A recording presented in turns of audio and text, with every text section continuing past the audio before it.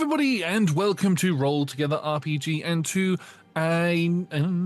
to our next episode of Chronicles of Aeodrun. Although this is Chronicles of Aeodrun Origins, we're coming back with another Origins, a brand new one. I am Josh. I use he, him pronouns, and as you'll be your game master tonight. And as you can see, I am joined by somebody who's quite new to the new long-running campaign setting. We have Scarlet. Scarlet, say hello. Hey up, love. Hey up, love. Before we get into tonight's session and who Scarlet will be playing, we have some sponsors and supporters that we'd like to thank. Our sponsor for tonight is Phoenix Dice. You can go to phoenixdice.com to have a look at some of their amazing clickety-clack math rocks, as well as some limited edition Roll Together dice. And if you use the code ROLLTOGETHER, all caps, at checkout, you can get 25% off of your next purchase.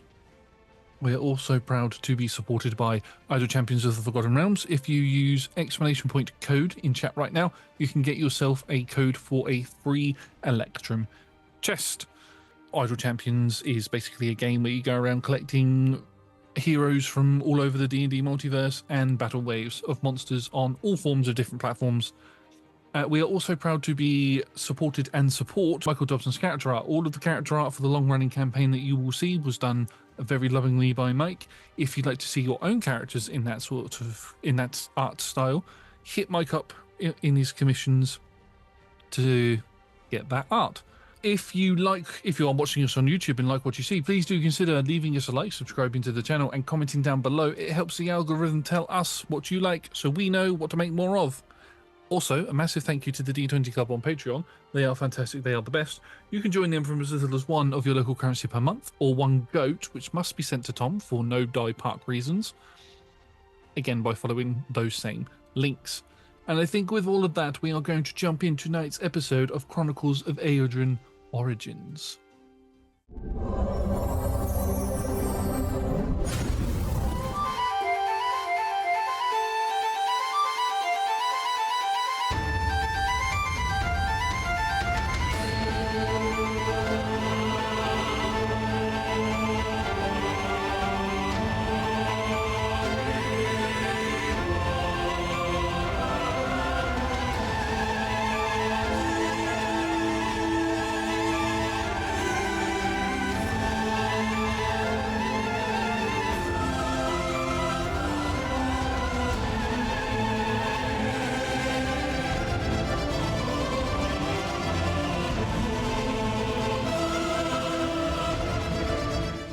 Our story, this time round, begins quite a while ago, actually. A number of years before our main campaign actually takes place. We come to a small village in the town... We come to a small village in the Grimmirk Marshes. Now, the Grimmirk Marshes is located to the west of the continent of Idorune, and it's below the Titan's Pass, so it's technically part of the Kingdom of Aslora. The marsh is a very treacherous place. It's very hard to navigate unless you have a boatsman who will ferry you between the land and Erethinis, which is the town that is in the center of it. Getting to Erethinis, which is kind of like a crossroads town, you can then get a boat that will take you to the port village of Westhook, or up into the mountains to the small little settlement of Borgara, which is where our story is going to take place. In said village, this village is very much one of those types that is on stilts, built on stilts because of how deep and murky the marsh is, and a lot of the buildings are sort of part built on said platforms and on the rocks and trees that sort of grow out of the marsh and out of the mountain that you're sort of that we are in front of. There is a deep cave that leads inside where parts of the village also go into. A lot of ships, small like trade vessels that come through here that are able to traverse the marshes will sail into this cave in order to be loaded up, because that's the safest way to do it. However, in one of the houses, probably located up in one of the trees with some wooden stairs that lead up to some wooden platforms, we come to a house with 2 bedrooms. And in one of those bedrooms, Scarlet, I'd like you to introduce your character to us, please. I'm playing Lilly this evening. Lilly is Dragonkin of the emerald greeny hue. Longhorns such as these. She wears dress green and blacks mostly. She is quite short, of the more plump variety. She is pretty, but not gorgeous. But she is very comfortable, surrounded by lots of blankets and a couple of books. Sitting down in your bedroom with your books around you, blankets covered up. There's a nice little fire going off in the corner. Mm-hmm. Each of the rooms in this place have got like little fireplaces. There's quite a few chimneys that stick out of the roofs of each of the houses because it's very difficult to keep heat in these places because it's very damp and cold in the marshlands. But as you're sat there, you hear a knock on the door. Lilith, are you awake? Yes. Can I come in? Yeah. And the door opens slowly, and stepping in, having to duck his head down because his horns would otherwise catch the top. Your door frame does have quite a few chips on it where horns have been caught on it previously. Mm-hmm. But stepping in is a large, intimidating figure, at least intimidating to other people. Big cuddly bear to you. Mm-hmm. Is a man, also dragonkin, with similar green horns to yourself, long grey hair that's pulled back into plaits, green scales that are going down his sides. There are little bits of grey on some of the scales as well, maybe signifying his age, as if the scales are losing a bit of their colouring. But he's still very strong in his appearance. This is your father. You know him as Dad, Daddy, Father, whatever you want to call him. But to the rest of the village, he's known as Valdris, and he is the leader of the village. Anybody who has any problems comes to him, and he steps in. He's got two mugs with him, both steaming hot, and he walks over to you. I bought you some cocoa. I didn't know if you wanted some. It's quite cold today. Ooh, thanks, Papa. That's all right. And he hands that to you. Can I take a seat? Yeah. Pulls up a chair and sits down with you. A blanket. Oh, yes, if you wouldn't mind, please. Give you my second favorite. It's a bit frilly. That's all right, thank you. And he puts his mug down on the side and then sort of wraps himself in the towel, in the blanket, and then picks the mug back up and sort of holds it. I'm going to do it like this. Sort of holds it like this and takes a little sip of it while he looks at you. Unlike you, he doesn't have a tail.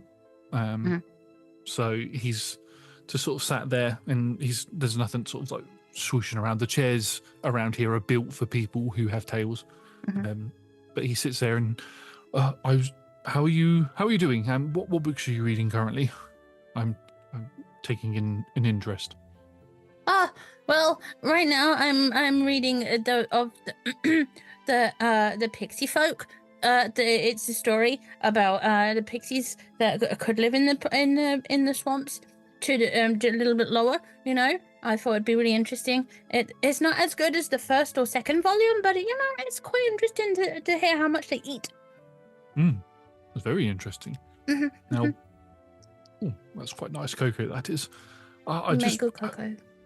Thank you. I just wanted to check how you were doing.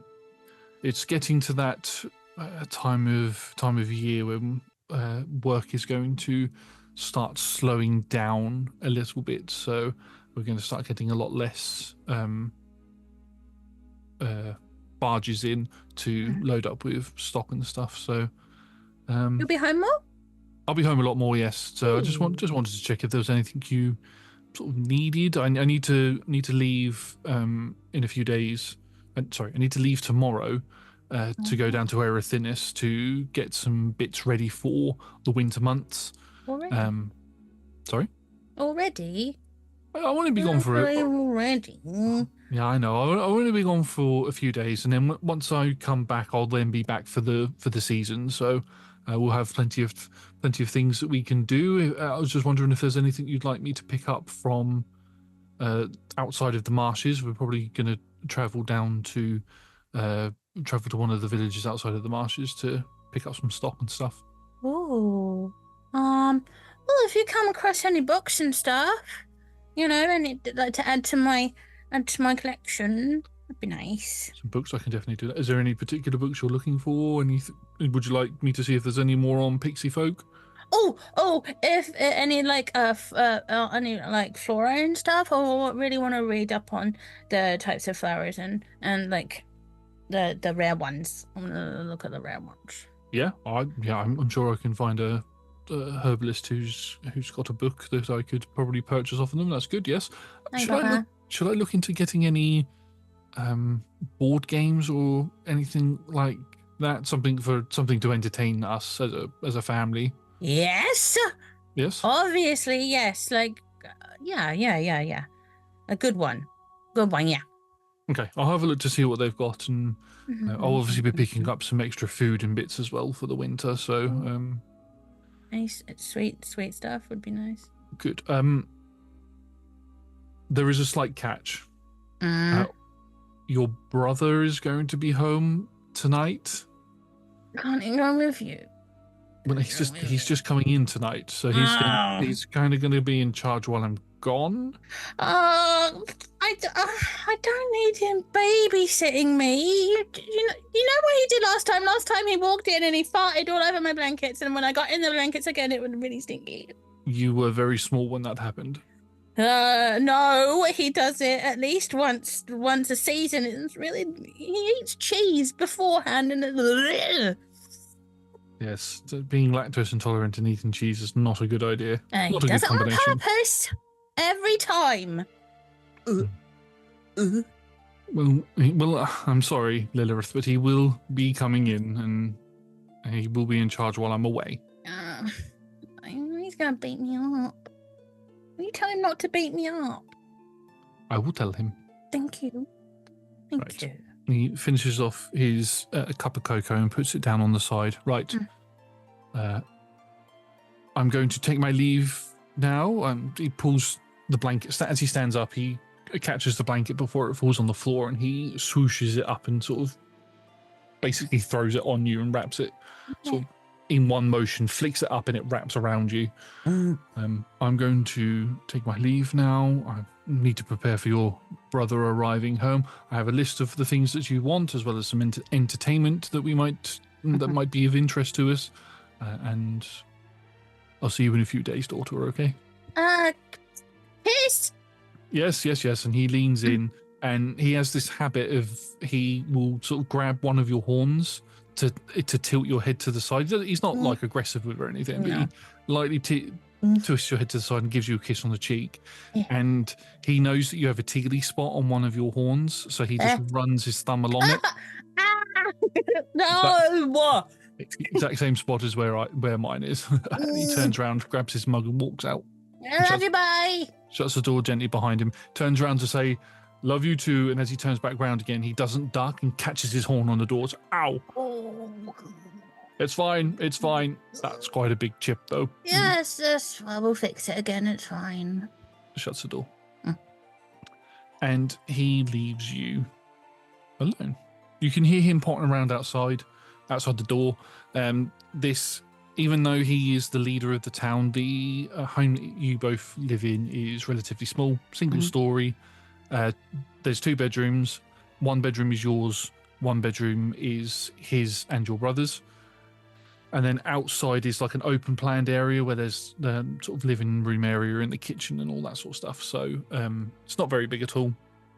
So you can hear him potting around and doing some washing up and moving furniture around, preparing for your brother's return. Is there anything that you'd like to do before we skip to him coming back and farting on all of your stuff?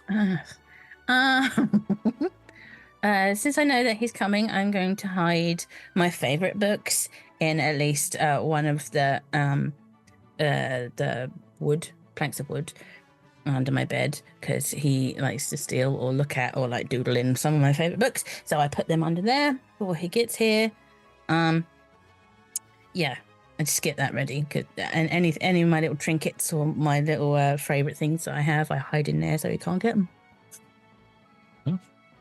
Easy enough to do. I'm not going to make you roll any sort of check for that sort of thing. And you do that and spend some more time reading your book. And eventually you hear the door open. Not your bedroom door, but the front room door. The front door, that's what I was trying to say, opens out, and you just hear your father go, "Oh, Teldry, you're home. It's good to see you, my son." And "Yes, father, it's good. Good to be home. You're going to have to excuse me. I stink a little bit. Now, where's my sister?" Go wash first before any shenanigans, please. "Fine, father. I'll be back in a moment." And you hear as the door shuts again. There's no wash facilities within your homes. You have to go down to a bathing house type area that's down closer to the swamp itself. There's a filtered system that they have to filter out the murky water and make it more cleaner for you to wash and all of that sort of stuff. So he goes down there to get himself cleaned up, and eventually comes back up and opens.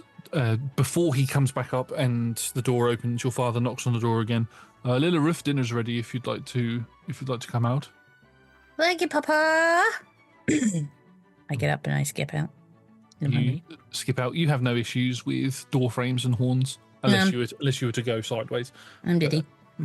But yeah, you get through and you can see that the table has been set for 3 people, obviously because your brother's home. But as you sit down, your brother comes in the door, freshly cleaned. He is almost a spitting image of your father, except a much younger version. He's got long black hair similar to yours, but it's tied up into like a bun on the top. He's got 2 what they call like bang type things that go pull down. Very light beard, as if he struggles to grow one, which is a source of nagging that you have for him. Very, very sort of brawny, a lot muscular than what your father currently is, but of a thinner stature. And he walks in. He's like, "Oh, hello, sister. It's good to see you. How have you been while I've been away?" You missed a bit. Where? Come here. I'll get it. Okay. Start wiping at his beard. Like, "Oh, it's not coming off. Oh, really?" Oh.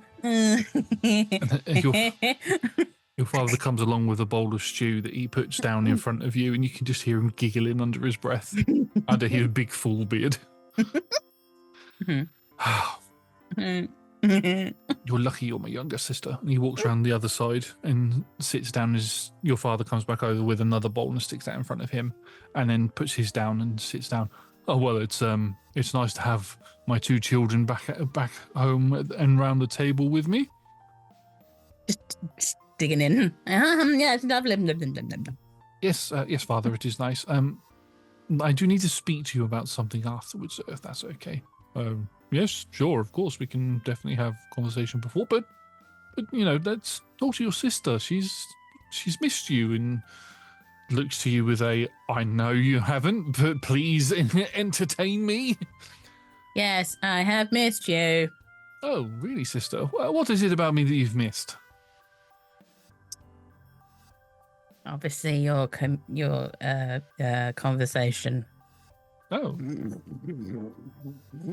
I was about to say that's actually a nice thing that you said for a change, but yeah, I knew there would be something. You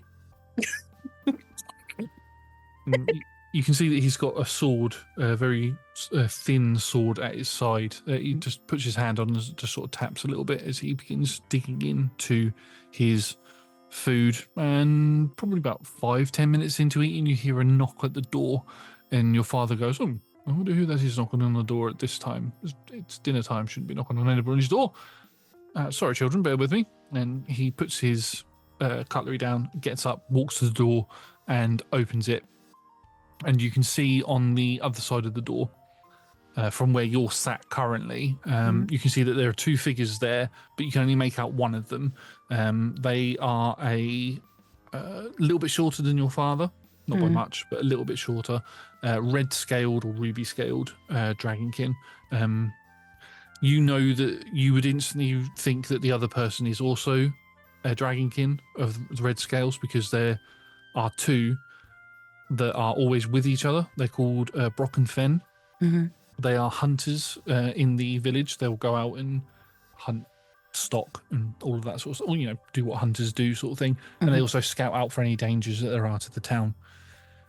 And they knock on the door and they go, sorry to disturb you, Valdris, but we've had reports of some dangerous animals being sighted near one of the barge thoroughways. We need to send some people out to scare them off or deal with them. Otherwise, we're not going to get our next shipment tomorrow, and nobody's going to be able to leave to go to Erethinis. Oh, okay, right. Do we know what creatures they are? Yes, we believe they are octotoads, father. Not father. Octotoads, Valdris. Right. That's right. I've got the perfect people. I've got the two perfect people for the job, and I'll send them out in a little bit. And he shuts the door. While they were talking, I nudged my brother and was like, sounds like one of your girlfriends have got loose. He says, does that back to you. He's trying to think of a way to get you back, but he hasn't come up with one yet. You know that his comebacks are always very slow. Your father takes one step back with his back to you, and then as he turns around, you can see he's got this big beaming grin on his face. Now, children, my lovely children, I love you both so very much. You both make me so proud. I have a job for both of you. There is... Yes, I do, yes. We have a bit of an issue just outside of town. There are some octotoads that are causing some problems with one of our pathways for the barges to get into the village. Now, we need some people to go and scare them away, and I thought, who better than my two lovely children who work together so well? He looks to you, your brother looks to you. You want both of us to go, Father? I mean, I could deal with it myself. And your father walks around and he flicks your brother's horns, like sort of double flicks both of his horns, and sometimes flicking horns in certain places can be like a really sensitive area, like when you flick someone's ears. It's that sort of same treatment, and it sort of reverberates round into the core of where his horns sort of protrude from. And he's like, ow, okay, yes, sorry, yes, we could both definitely do that, couldn't we, sister? Are they the green ones or the blue ones? Oh, I actually didn't ask, but you'll find out when you get there. I'll finish up your food, and if you go down there, you can get there and back before nightfall. Right now, we can do it tomorrow, surely. He walks around the table and then gets to you and sort of leans in towards you, trying to make it out of earshot of your brother. You know that if I just send your brother, he's going to kill them, whereas if you go as well, you might be able to sort of move them along unharmed. He wants to do it. Yes, but I'd rather not have something happen to him because he gets a bit overzealous with what he can do. No. I'd much prefer that he had you to look after him. And he looks over towards your brother, and your brother's scouring at him like, I don't need anybody to look after me, especially not my younger sister. Fine. Fantastic. I will have some hot cocoa on the stove ready for when you both get back. Big marshmallows. I can get some big marshmallows. I'll have to Yeah. go down. I'll have to go down and see Earl and get some. But I will do that for you while you're gone. Okay. Fine. Brilliant. Right. So, I mean, off we go. Ah, But no time like the present. puts my bowl down. Come on then. Yes, sister. Let's go. And as you both open the door to leave, the two red scale dragonborn, Brock and Fen, are stood outside, making out like they didn't hear any of that conversation.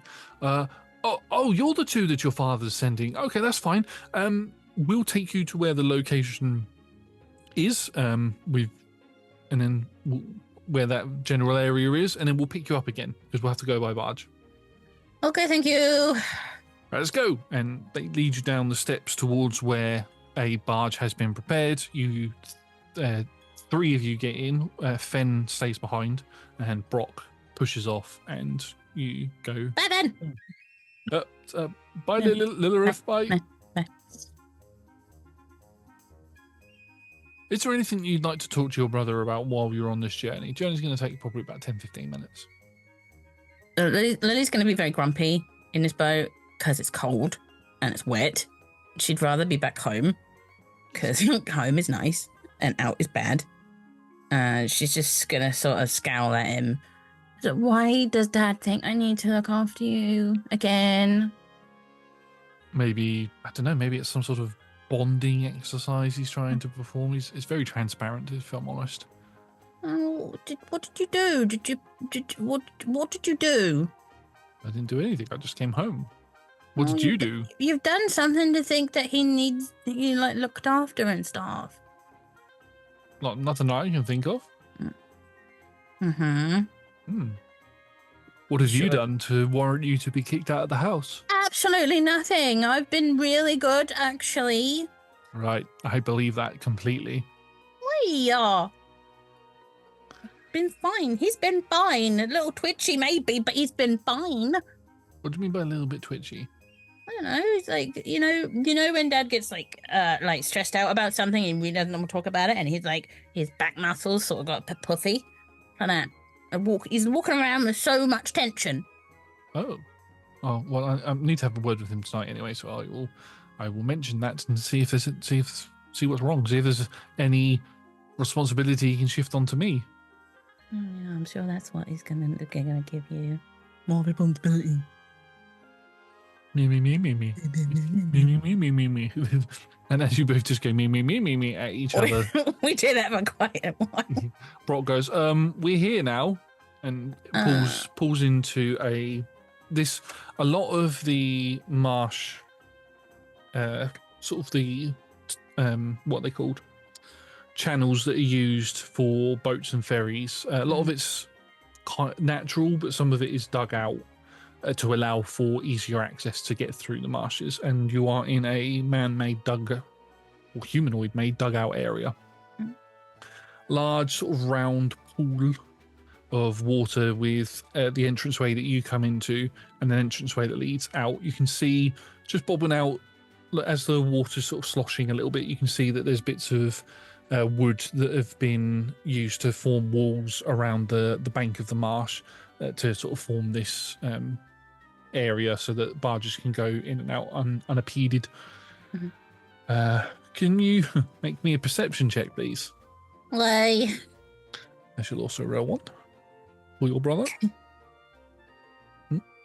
Guys, I'm so perceptive. I can't even tell you. That's a 2. So Lovely. perceptive, guys. So perceptive. Your brother rolled a 12. So as you are completely distracted with what's going with, Look at me, I can't grow a beard. Your brother goes, shh. Just shushes you. We're not alone here. And he looks down over the boat, and when he points it out to you, you can see that there are parts of the marshland that are bobbling. And you swear that at one point, because your brother points it out, that you see 2 sets of eyes just poking out of the water before descends back in. And I'm like, ooh! Actually, go right up to the edge of the boat and go, I can't say if they're blue or green. I didn't see either. We need to be careful because if it's the blue variety, they're slightly poisonous compared to the green ones. Yeah, but the blue ones are cuter. True. Yeah. Which is why they're also poisonous. Well, yeah. So, you know, some of us are poisonous but extremely cute. And as the boat sort of stops, sort of in the center of this large circular area, you watch as three large figures begin sort of, so what I'm looking for, ascending out of the water with these are giant toads with large tentacles that are sprouting out of their back area and sort of folding around their bodies. Sort of around them. They're looking at you with very blinky eyes, wondering what you are, sort of inspecting you, looking at you, wondering what they should do. Okay. Okay, with my studying, do I know of any kind of tricks to try and be like, hey, friend? You can roll me a nature check. Can and I will. Oh no, might be a bad dice night. That's a 5. You could have sworn that you'd read something about octotoads at one point, but because you've read basically the Pixie Folk Chronicles back to back, Volume 1, Volume 2, and then Volume 3, you can't think of what it was that you know about octotoads and ways to calm them. Ooh. I forgot how to calm them down. That's not good. I was hoping that you might be able to do something so I didn't have to fight them. Don't. I'll try and talk. It's okay. Don't worry about it. I'll try. Okay. I'll try. Try something then, but just try not to move. We know that if we move, they will spring at us. Okay, fine. I look in my bag because I have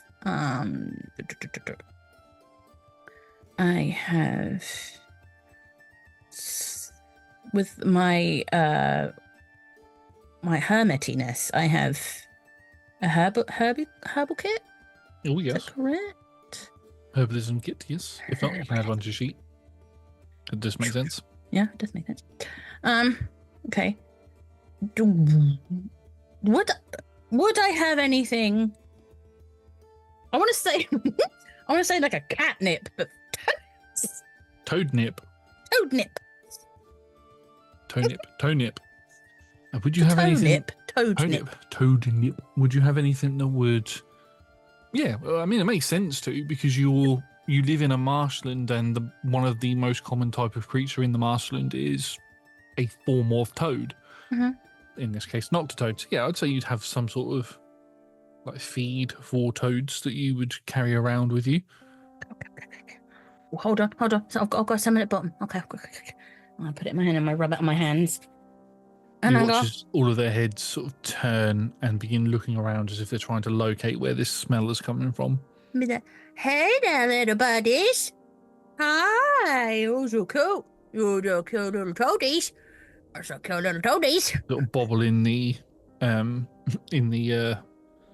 water towards the boat. I hope you know what you're doing, sister.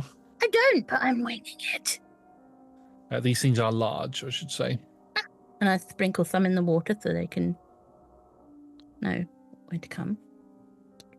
One of them gets right up to the boat, and the sprinkle that you've put down is enveloped in its single mouth. Oh, it's a hungry toady. The other ones, it's almost like when you throw bread in a duck pond and the ducks start fighting over it, start pushing into each other, the toads start doing the same, and the boat begins to rock and sort of move towards one of the banks. Oh, I got plenty. Don't stop fighting. Don't fight. Put more in. Yeah, put more in. Yeah, make me an animal handling check, please. Oh, but that's not a good one. Yeah, bad dice day today, peoply peeps. That's a 4. Oh no. Oh no. You sprinkle some more of this stuff down, and they're loving it. They're eating it and eating it. But when you run out, they still think you have more. So they begin coming towards the boat and start headbutting the boat and rocking it. And one of them, you watch as they disappear underneath the water, underneath the surface, and pop out the other side and start nudging the other side. So your boat, all 3 of you in the boat, are being rocked side to side at the moment. Oh, no, be good, toady boys. Be good, toady boys. You can definitely make another animal handling check if you'd like. Come on. That's 5. Better than a 4. Better than a 5. You try to pat one of them on the head, and its eyes both sort of invert inwards and look at your hand. As you move your hand away, it looks back at you. Because you still had some like residue on your hand, it goes to try and take a bite out of your hand, so it's going to make an attack roll against you.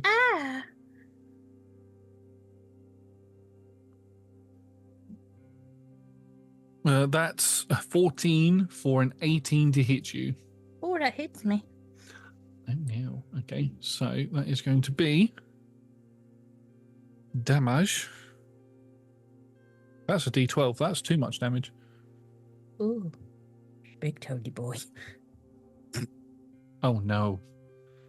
Oh, no. Oh, no. Is that a 12? I rolled a 10 on a D10, so that is 12 points of piercing damage. And it is a green toad, so there's no poison involved. That's so nice. You are lucky. However, as it bites down on your hand, it begins pulling you out of the boat as you are now grappled by it. Yeah. Yeah. And your brother's like, oh no! Put me back in! Sister! And he goes to dive forward. I'm going to need both of you to roll initiative, please. Oh no! I say both of you. I'm in control of one of them. Oh my goodness, my rolls today. Ooh. I mean, your brother's rolls are quite good. That's probably handy. Yes. Right, so I have rolled for all of them. Lily, what have you rolled? 3. Oh, no. Oh, shoot. Rolls are super bad. Oh dear, so you're currently restrained by one of the toads. We're going to say that you are restrained by Toad A. Or Octotoad A, should I say. At the top of the round, it is your brother's turn, and your brother is going to make an attack roll against the one that is has a grip on you. So that is going to be, my God, he rolled that twice in a row. That is a 24 for him to hit. As he steps forward and slashes outwards. The sword that he's wielding is a short sword. He attacks it. He doesn't do much damage, unfortunately. He does 3 points of slashing damage. Not enough to loosen the grip. Well, not enough to make this toad let go of you, but any sort of damage that it does to it will cause you to have advantage on your escape check next. After his turn, sorry, because that's all he can do, it is... Actually, no, he would get an extra attack because he's slightly better at things than... That's 3 19s in a row I've rolled for him. Phew. So Damn. he attacks again, and he does a hefty amount more damage this time, going to that. And the toad needs to make a strength saving throw, which I rolled a natural 20. Okay, I need to get that dice out. So the toad is able to keep hold of you in its mouth, or keep hold of your arm. At the end of your brother's turn, it is Brock's turn. Now, Brock's job is to try and get the barge that you're on out of there before it gets sunk by these toads. Even though this area is man-made, it's still quite deep. And because you're sort of more in the center area, there's nowhere for you to stand, and water in this marsh is quite thick, so it's going to be very difficult for you to swim in it. So he puts his stick in the water, finds the purchase at the bottom, it's a very long stick, and pushes off to try and get the boat to move. It does mean that you would have to sort of move from one end of the boat to the other. It's not going to cost any movement on your turn. It would all be part of his turn as he tries to move the boat. It does mean that one of the Octotoads is going to have to move in order to attack anybody. So we move to the next turn, which is Octotoad A. Albert. It's Alan. Alan. It's Alan. So the toad is going to... I'm going to roll. It's going to roll another bite attack. Yeah. It's already got you grappled, but as it did it out of combat sort of thing, if it hits with this one, it will swallow you. Oh, yeah. It's trying to pull you in to swallow you. It'll have advantage on this because... Actually, I'll just do it as a standard roll. Oh my god. That's a different dice, and that was an 18. So that's 20. That's a 22 to hit you. Yeah, I'm going to get swallowed. Yeah, so you watch as the toad opens its mouth and its tongue wraps its way around your arm. Bleh. And then it pulls you in, and its mouth shuts and your feet are just dangling out. Do you wear boots? I do. Because obviously we live in a swamp, so we've got to wear boots. You've got your boots are just dangling. Your booted legs are dangling out as it is beginning to swallow you. Sister, your brother says, kind of not sure what to do at the moment. He's, I need to get her out of there. Right. So at the end of its turn, it is now Toad C's turn. It is the one that is currently needs to move to get into any sort of combat range. So it's going to bobble along the water, and as it comes out to make an attack, bobble along. You will see as an audience member currently, as you can't see anything, as these tentacles whip around it and try to hit into Brock, who is at the closest to him at the moment. Okay, that's what we want to see more of. This would be strength based. That's an 11 to hit. That doesn't hit Brock. Brock just dodges out of the way as the tentacles go past him and retract back. Come on, Brock. It then moves to Octotoad B's turn, and Octotoad B is going to try and ram the boat. Brenda, stop it!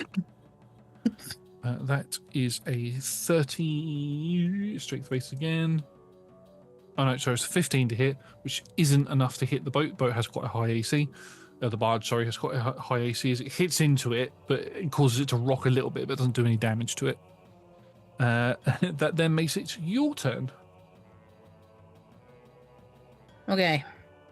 I don't think I can talk my way out of this one.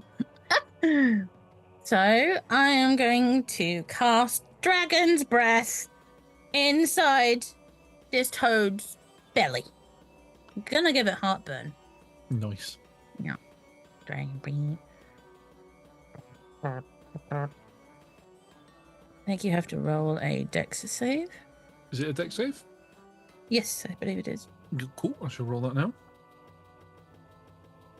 Huh, that is a 12. Oh, no, not enough.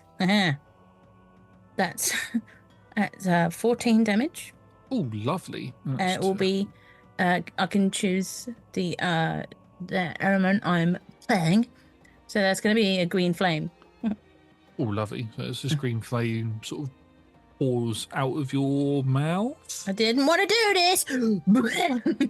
It lights up the entire inside of this beast as it sort of goes down its esophagus and into its belly, where you are currently sliding into. I am going to roll, because you did so much damage to it, I'm going to roll a strength saving throw with disadvantage to see if it keeps hold of you. It does not. So as you deal this damage, it goes... Smoke begins to billow out of its mouth around your boots, and it just spits you back out, and you land on the edge of the boat. You land on the edge of the boat, covered in toad phlegm. That's the word I'm looking for. Toad phlegm. Get a little bit gets in your mouth, it's in your eyes a little bit. It's like you've been slimed. Well, sister, I say that's a bit of an improvement. Are you going to help now? Did you not say what I just did? No, I didn't, because you were inside the toad. Didn't want to do that. I gave it heartburn. Well, that's good. Well done. Because it's a naughty toad. Nah, naughty toad. Yeah, I gave you treats. I gave you toad nips. Naughty toads. All of you naughty. It looks at you.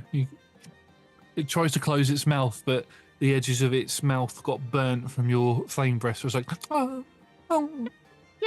Yeah, I have balm for that. If you're good toads, I'll help you out, but you're naughty. Is that it for your turn? Yeah. Yep. We move back to the top of the round and it's Tildry's turn. He looks at the toad that swallowed you, looks to the one that is trying to barge the boat and the one that attacked Brock. He's going to take a step forward and he's going to take a swing at the tentacles of the one that tried to get Brock. Yeah. Unfortunately, the tentacles are a bit too quick, and as he swings down, they move out of the way, and he catches the sword. The sword pings off of the edge of the boat, not hitting. Makes it to Brock's turn. Now that you're out of it, Brock puts some oomph into the next push, and the boat begins making its way further away from these octotoads. Moving to the one who swallowed you, turn. It took a hefty amount of damage, did not like it, and disappears under the surface. And you can see it is moving away from the combat. So it's fleeing, basically. Naughty toad. Moving to C's turn. C is going to see its friend leave and is going to make one more tentacle attack at the boat itself before also moving away. Completely misses and then begins to bobble away in the water as well. And he's going to basically exit combat. The last one, however, is a bit Toad B is being a bit boisterous at the moment and is going to attempt to capsize the raft again. So it's going to be an attack roll, basic slam attack. Ooh, okay, that is going to hit because the AC of the boat is 18 and he rolled a 19. Naughty toad. That's not good. That's a D10's worth of damage. Okay, so that is 7 points of damage to the boat. It's fine because the boat's got 20 hit points. But he slams into the boat and you watch as you hear the cracking of wood as a crack has appeared somewhere where it's rammed into. That makes it your turn. I don't want to hurt these toadies. I don't want to. That's fine. Two of them have fled, so... Yeah. So I will cast a cantrip of mending on the boat. So we don't have any more issues with that. I will try and mend the boat. And just be yelling at the... No, you're such a naughty toad. Your friends have gone. Go with your friends. Roll me 2d8 and then an intimidation check.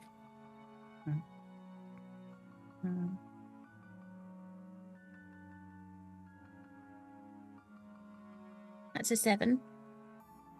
On the intimidation or the 2d8? The mending. On the mending.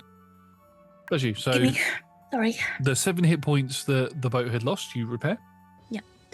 And then, sorry, you can roll. It can either be intimidation or persuasion, I should say. Persuasion. I don't want to upset the toad's feelings. I just want to persuade him. Oh, look, another poopy roll, but that's a 15. I mean, that's a pretty good roll, to be fair. That's and it's poopy. just bobbling in the water and you start shouting at it. Its eyes look up at you, and then it's like it snaps out of whatever sort of rage it was in, and it turns to see that its two companions have gone. It looks up at you, really wide-eyed, and then just disappears under the water, and you can see the figure move away from you. That takes us out of combat. And as Brock begins moving the boat further away, you hear 3 loud splooshes as you watch all 3 of these toads jump out of the water onto the marshy land and begin hopping away into the marsh itself. They don't always stay in the waters themselves. They do come out every now and then to move to different habitats and locations and things. So you've cleared them out of this area without having to kill any. So well done. Yeah. And Brock takes you both back to Volgara. While we're moving, I'm still mending. Gonna keep mending because it's a cantrip. Yeah. You do a very good job of mending the ship. Mhm. The ship barge, you get what it is. Barge. The barge. You eventually get back to Volgara, and Fen is there. Well, that didn't take you very long. And he holds his hand out to help each of you out of the barge as it docks. Did you deal with them? Have they gone? Are they dead? I'm covered in goo. You are very slimy, yes. I'm covered in goo. I think you definitely need to go to the public bathhouse. Yeah, me too. I mean, and your brother sort of steps off the boat. I mean, I'm going to be perfectly honest, sister. You did a very good job today. Very, very impressed. So did you? I wasn't. You didn't kill it. I didn't. No, I wasn't. I wasn't fishing for a compliment. I was just generally being nice. Just looks very suspiciously, and he goes to pat you on the shoulder. Thinks better of it because of the slime, and then carries on walking. Oh, let's have a hug. Let's hug it out. Nope. Faces him like, no. He runs. He runs up to the house, and you're able to go to the bathhouse and get yourself cleaned up. Now, the bathhouse has it's public open, but it's an open bathhouse. But they have private rooms that you can go to if you want to bathe privately for whatever reason. And would you be the sort of person to dive in with everybody else, or are you going to more of a private person when it comes to that sort of thing? Since we've grown up with these people, Lily's not that bothered. Yeah. Lily's not that bothered.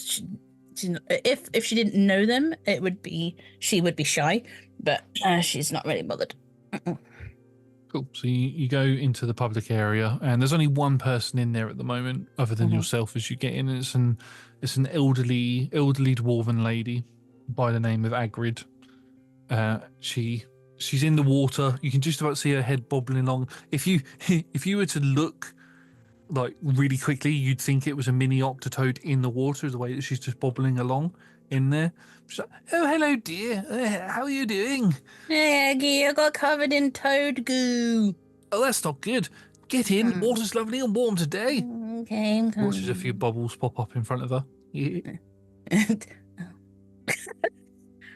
He's used to it, doesn't he? She's in here pretty much all of the time.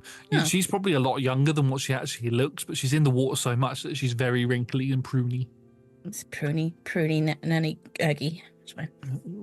Washes her face a little bit, and as you get in, and yeah, you just have a very nice hot bath. While in this bathhouse, you can see how it works. You know those sort of the windmills, what they called water mills. Where you've got the big wheel thing that goes in the water, and it pulls the water up and it goes. There's a lot of those, but they're on the inside of the building. There is one on the outside of the building as well, but that connects to the ones on the inside, and the water is sort of passed between all of those, and then goes into a large tank, and then that large tank then filters the water, pushes the water out through tubes, and those tubes are the things that have the filters in, which makes the water nice and clear, and then that goes into a tank that has coal underneath that makes it hot, then puts it into the baths. You've done a couple of cleaning jobs here before. Changing those filters is absolutely horrid. Yeah, when I get told off, I have to do it. Yeah. It's a very complicated system for a very small village. Yeah, smart people don't live here. Yeah. You get yourself all cleaned up. Your clothes are cleaned as well. One of the helpers would have cleaned your clothes for you. There's an area where people can do their washing and stuff as well. That's separate to the baths.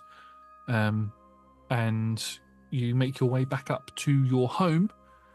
And as you make your way up to the home, you can hear arguing coming from behind the door. I listen. Before I go in, I listen. Make me a perception check, please. Make me an eavesdropping check. Like to drop them eaves, sir. That's 10. 10? Mm. You don't pick up every single detail of the conversation, but your father sounds both frustrated, worried, and angry all in one. And it seems that your brother is giving him some bad news. You know. Okay. I just walk in. I don't even knock. Yep, you just walk in. As soon as you walk in, the conversation just stops, and they both looked at you. You can see that they were in the middle of a proper argument. They've got the whole red of face thing when somebody's in an argument, and your father's like, Coco's ready, and he disappears, sort of turns around stiff on his heels and makes his way towards where the stove is and begins pouring out some hot cocoa. Sister, I told Father that you did a really good job today. Yes, I'm very proud of you, Lilith. It's very good of you to find a way to deal with those creatures without actually having to kill them. Very good. Thank you. There's a very awkward tension in the room. Yeah. Well, Dad is like pottering with the cocoa. I'm going to sign language at my brother. Like, what did you do? He turns to you and he signs back to you. I can't say.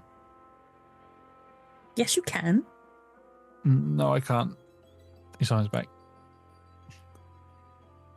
Since when do you keep secrets? Is it another girlfriend? He's like, no, it's something that only Father is allowed to know. Boyfriend? No, Friend. no friends. Oh. Yeah, you got no friends. Sort of shakes his head as your father turns around, just missing that you're talking through sign language, and walks over and hands each of you a cup of cocoa. Mm. Are you not going to tell your sister? Oh, no, Father, she's not allowed to know. I was under strict instructions not to tell anybody other than yourself. By who? By my commanding officer. Well, I think you should anyway. Don't worry, I will tell you. And your brother's like, fine. I think it's of great importance for the entire village to know. We need to start making evacuation procedures and everything. What? There have been sightings of Imperial warships on the coast. Very small fleet. They have docked at West Hook and seem to be pushing into the marshland. Very risky move for them to do, but if what your brother says is true, which I'm not going to doubt that it's not, they could be here by nightfall, which is in 2 to 3 hours.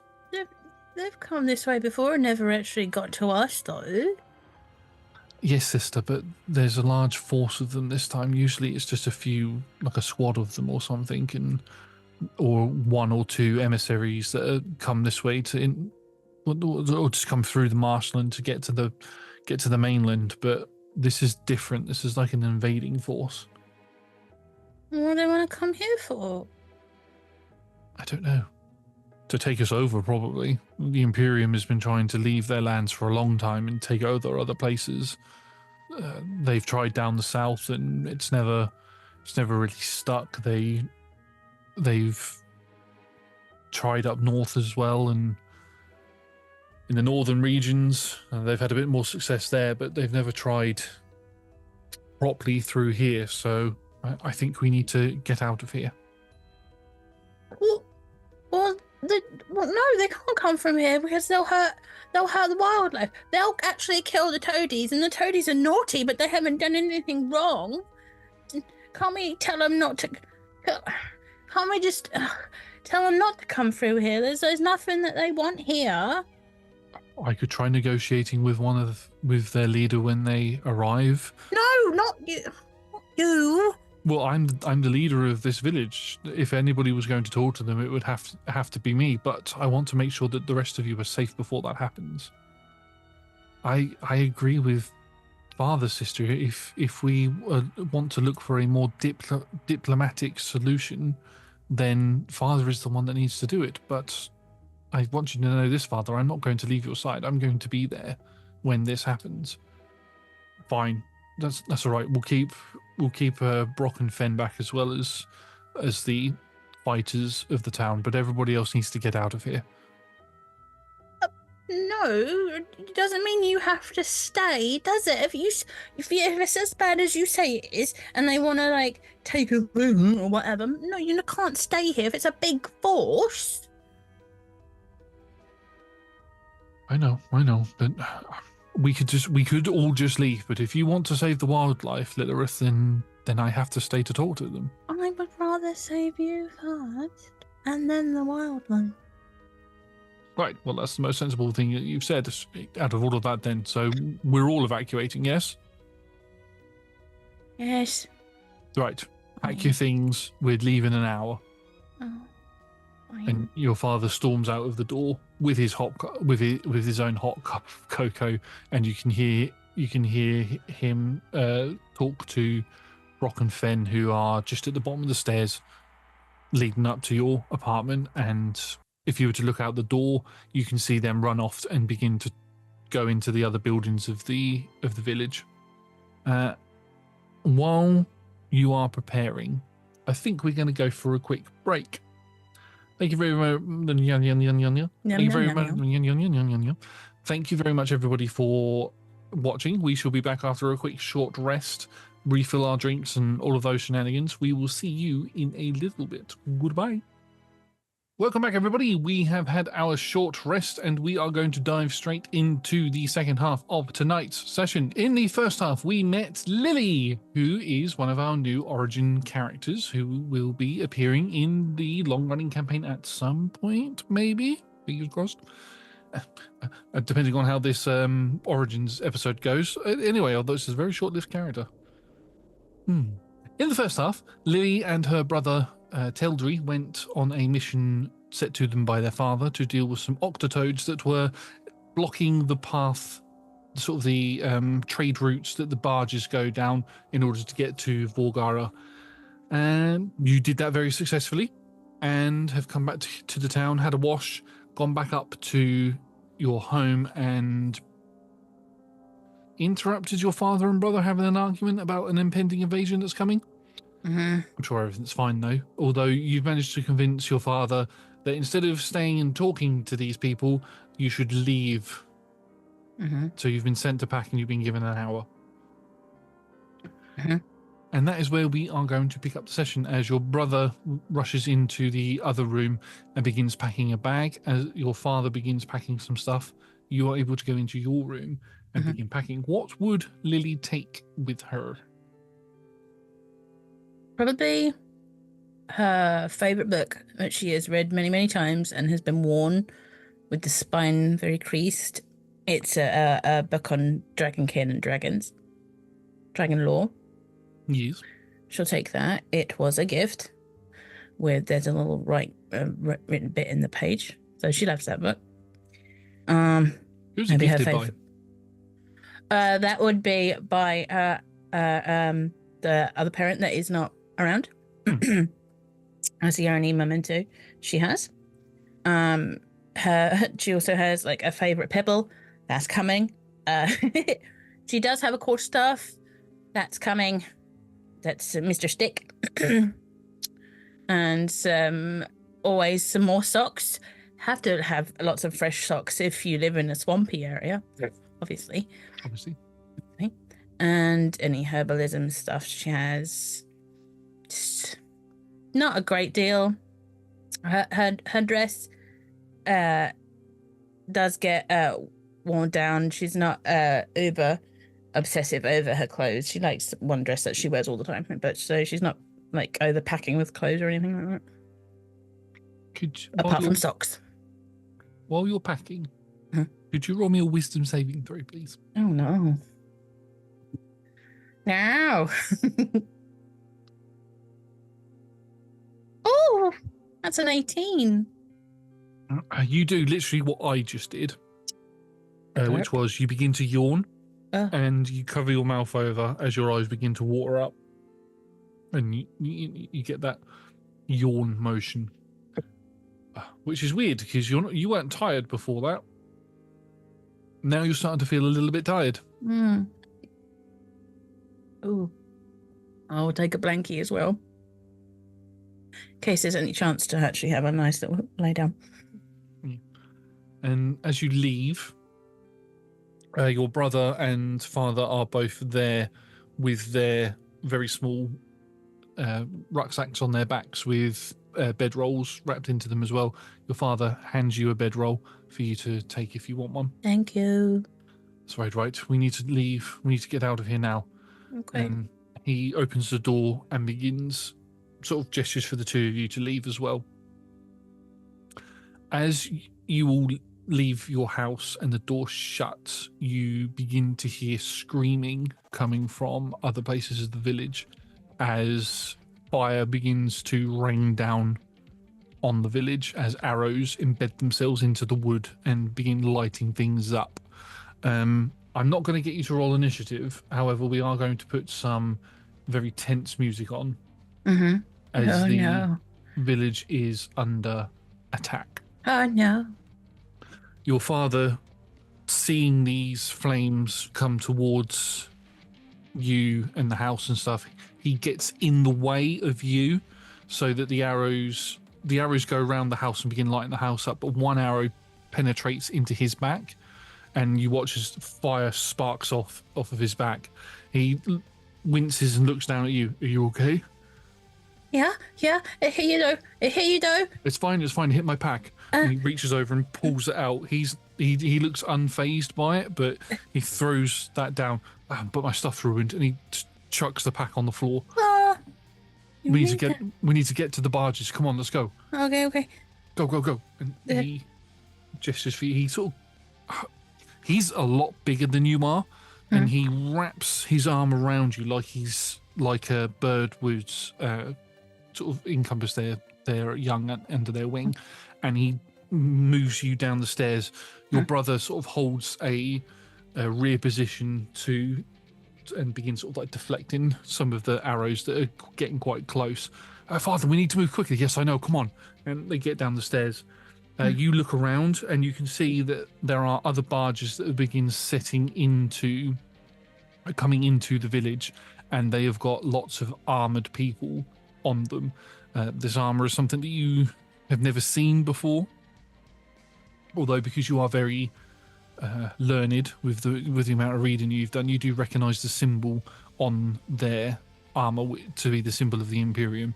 And as these people climb out of the barges, you can watch as Brock and Fen are both firing arrows at them, but you watch very quickly as Fen gets overwhelmed and stabbed in the gut by one of the soldiers as they get out, and I scream. Slumps to the floor. I scream. Brock goes to run over. Your father's like, "Come on, we need to get out of here."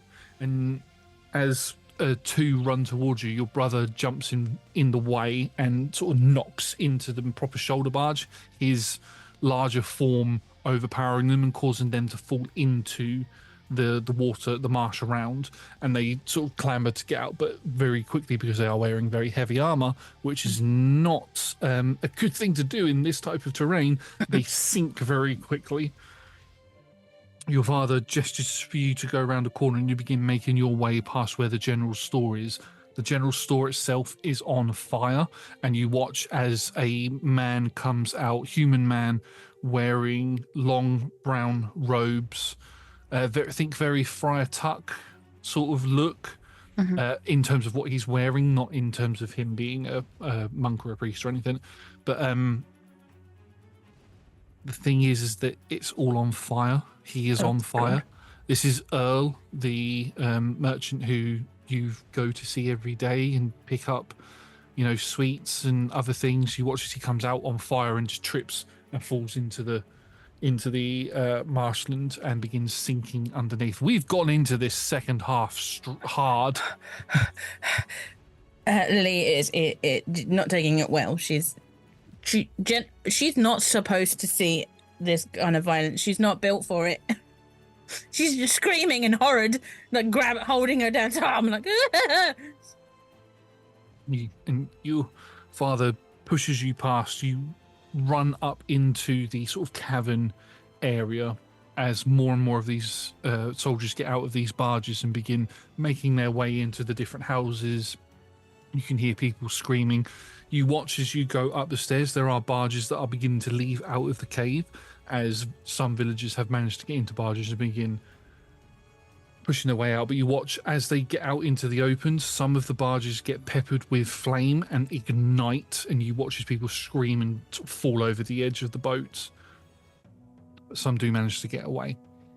Your father leads you round the corner, and you can see the quartermaster of the key area is a elven man with glasses. When you've seen him before, he's normally very prim and proper and very. His hair's always slicked back in, fancy suit and all that. He looks disheveled.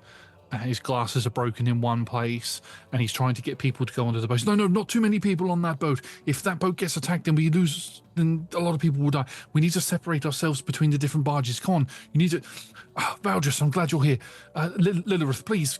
And he gestures for you to stand in basically like a queue. He's trying to direct people to get on. Right, we need to put. No, we can't separate children from parents, and they begin splitting people. Children and parents stay together. They get onto a boat, and then it splits.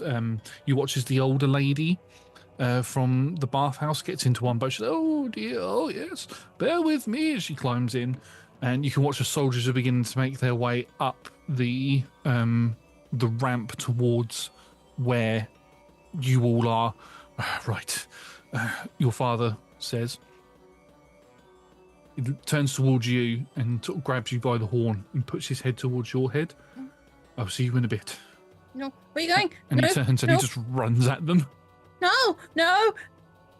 She's freaking out 100%. Yeah, 100% freaking out. You watch as your father runs down the ramp, and so you've got you've come up onto a platform, and there's stairs that lead down towards the next plank that goes round and out of the cave. Your father gets to the top of the steps and then leaps off. You watch as his horns just scrape across the roof part of the cavern as he slams his fist down into one of these soldiers, pretty much caving his head straight in. Mm-hmm. And his fist carries on down and smashes through the wood planks, causing parts of it to break off, and another soldier falls into the water. And you watch as he puffs his chest out and puts his head back and then roars forward as green flame spits out of his mouth and encompasses more of them. You swear for a split second that your father's face begins to elongate and change before it reverts back to itself, or he looks more like himself. Sorry, that was a lot of talking very quickly. I need to take a quick drink. Okay. Hydrate. Thank you. Now, while this is happening, what would you be doing? Freaking out. 100% screaming and shaking. And yeah, she's not built for this. She's terrified. You can hear the clashing of weapons and the shouts of fighting from outside. And your brother begins making his way up. He's fighting off some of the soldiers. You can watch the sword that he's wielding sort of swings around in his hand, and he cuts one down, spins it around and jabs another one in the stomach. You watch as he takes a spear to the shoulder and another one to the leg as he collapses to the floor, but he sort of bursts out and sort of rages in a way that causes these weapons to snap off of him, still the broken parts still hanging out of him, but he just grabs one by one of these soldiers by the throat, lifts them up, and then the sword it goes right up through the soft bit under the chin, and he throws them into the water as he begins making his way to your father. You watch as they get together, and there's a conversation that seems to happen, very brief conversation that happens between them before they both look towards you, and your father nods, and then he runs out of the cave. And as he runs out of the cave, he's just out of your view, but you then hear a massive roar, dark shadow sort of covers the entire entranceway of the cave, plunging it into complete and utter darkness. And then you just hear screams as these soldiers begin running away. Mm-hmm. And then you'll watch as your brother runs out into the darkness as something hits into the cave, causing rocks to fall down. And basically there's a mini cave in and everything goes black and quiet, and you are completely covered in dust. Mm-hmm. Do I know what just happened? Or no? You can roll me a perception check to see if you were able to sort of twist your head around. Please roll high. I rolled a 1, and I have a -1, so that's a 0. You have too freaked out. Way too freaked out. Way too freaked out. No idea what just happened. Whatever that large thing was that caused the entranceway of the cave to go dark has you scared, because you've never seen anything that big before in your life. But now, as you sort of come to a little bit, as the shock and everything begins to sort of settle in or dissipate, the sounds of fighting have gone. But everything is pitch black. There's a few torches that are lit, and you can see that there is a complete cave-in, so you can't get out. What would you like to do? Do I still have other people around me, or no? You go to look around. Unfortunately, the first thing that you see is the quartermaster laying next to you, having had some rocks fall on him. Rocks fall when he died. I'm going to try and see if I can help him, because that's my first. I'm freaking out, and I look down to see if I can help him. You can roll me a medicine check, please.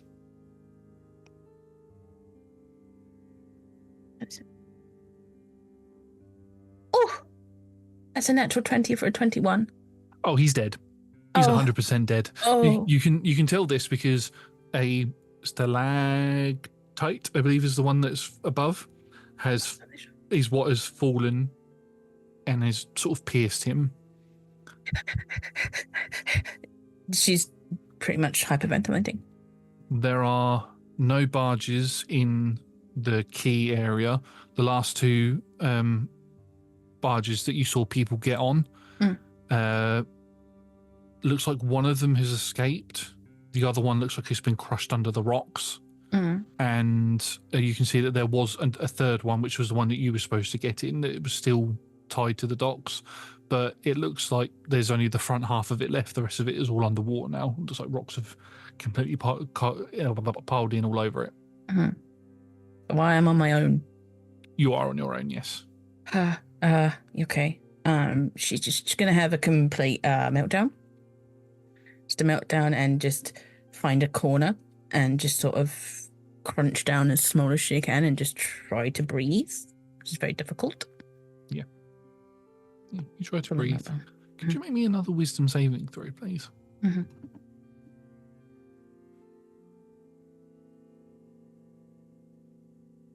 Ooh, 17. That yawn comes again, and you're starting to feel a little bit tired. But you are on your own currently. My eyes.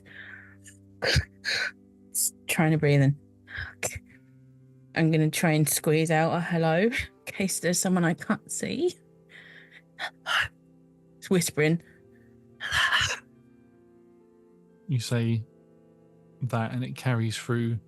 Even though you're whispering, it sounds like you're shouting because of just how deathly quiet it is in here.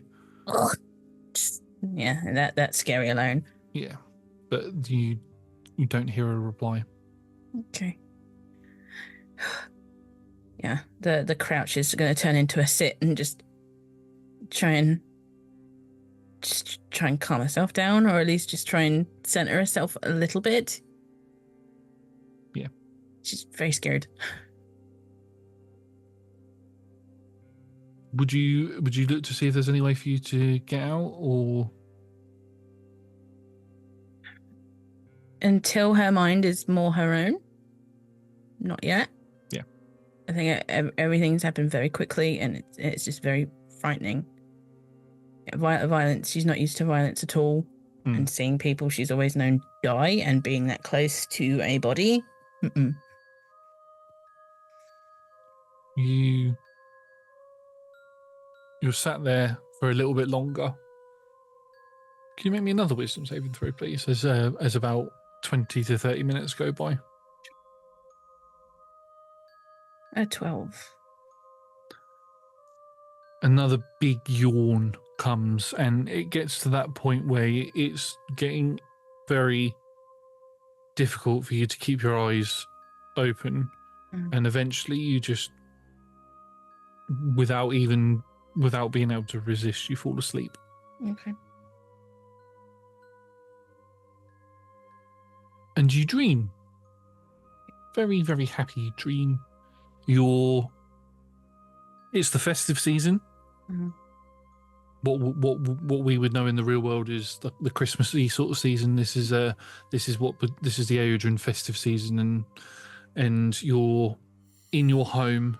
There are decorations have been put up. Your father is cooking a slap up good Christmas dinner or festive dinner, and your brother is there as well in a really good mood. You're both doing the whole me thing at each other, but laughing about it.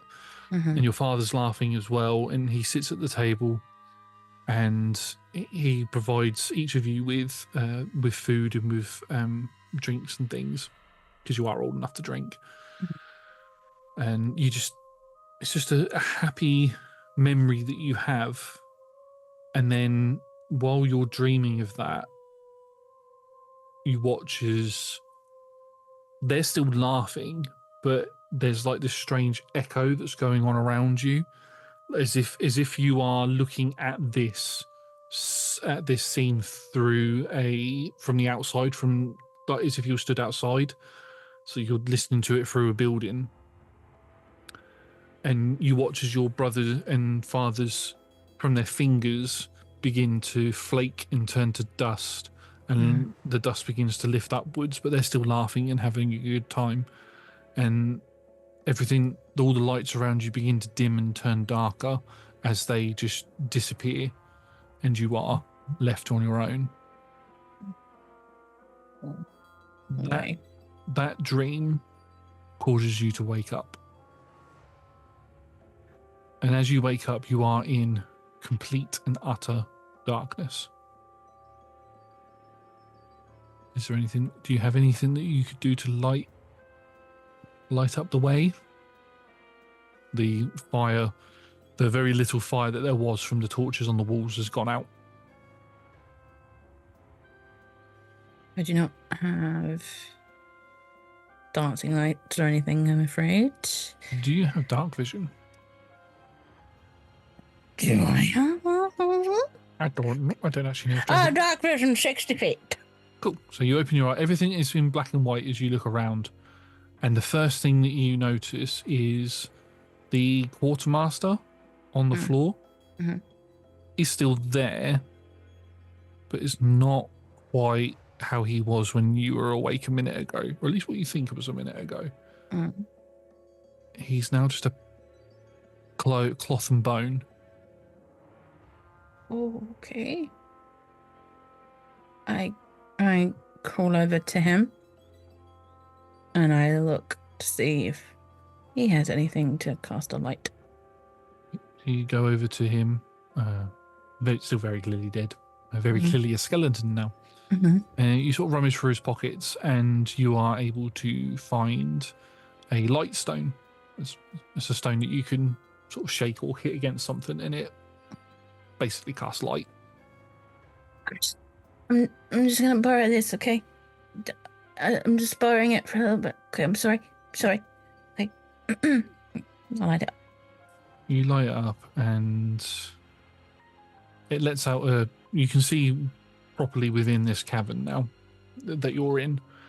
The woodwork that you're on that leads towards where you would normally have walked out was heavily damaged from the cave-in, but it looks like it's traversable. the water in here has almost drained away. So you could walk around where the swamp water was. It's quite deep down. You have a little walk around just to sort of get your bearings, sort of on the safe where you know is safe. And you notice that one of the barges from before, the one that had been crushed underneath the entranceway, has a very small dwarven skeleton on it.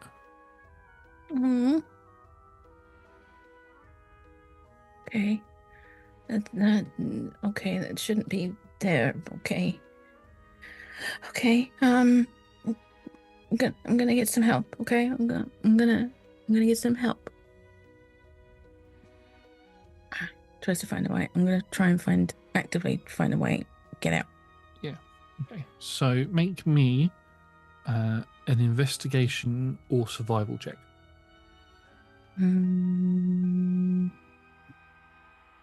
Oh.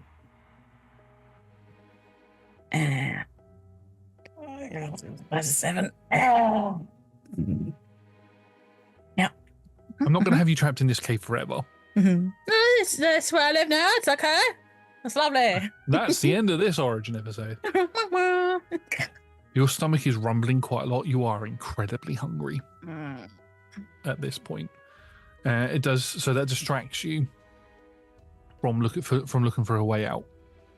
That's what the 7 gives you. But you do eventually find, as you're on the wooden area, you get towards where there's some rocks, and you can use your staff to move some of the stick to move some of your twigs. Use Mr. Stick to move some of the smaller rocks away, and eventually you begin to sort of find a very small hole. You are a rather small person. You make it a little bit wider by moving away some more of the rocks and propping up some of the bigger rocks that you've moved with some bits of wood so that you can fit through. And you would be able to climb through this if you wanted to. Yeah, I squeeze through with a little. Yeah, it's like that scene from Winnie the Pooh where he gets stuck in the tree. Exactly that. My butt gets caught. It's fine. Yeah, I got a good butt. You pop out the other side and do a little bit of a roll. And as you do a little bit of a roll, you are going to take... You're going to take 4 points of slashing damage as you nick yourself on something as you roll.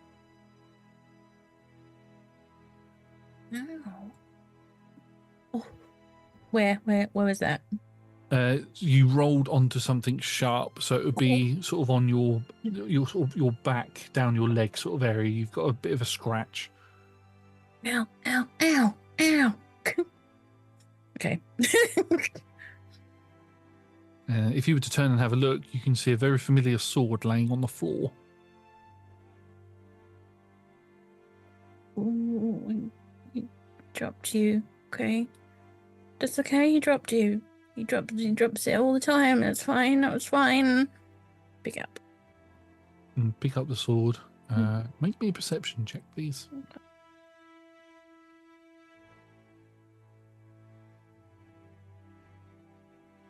That's a 13.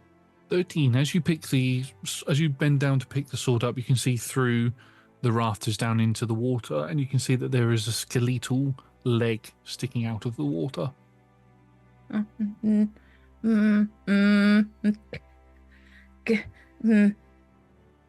It's right close to the sword, though, isn't it? It's right close to the sword.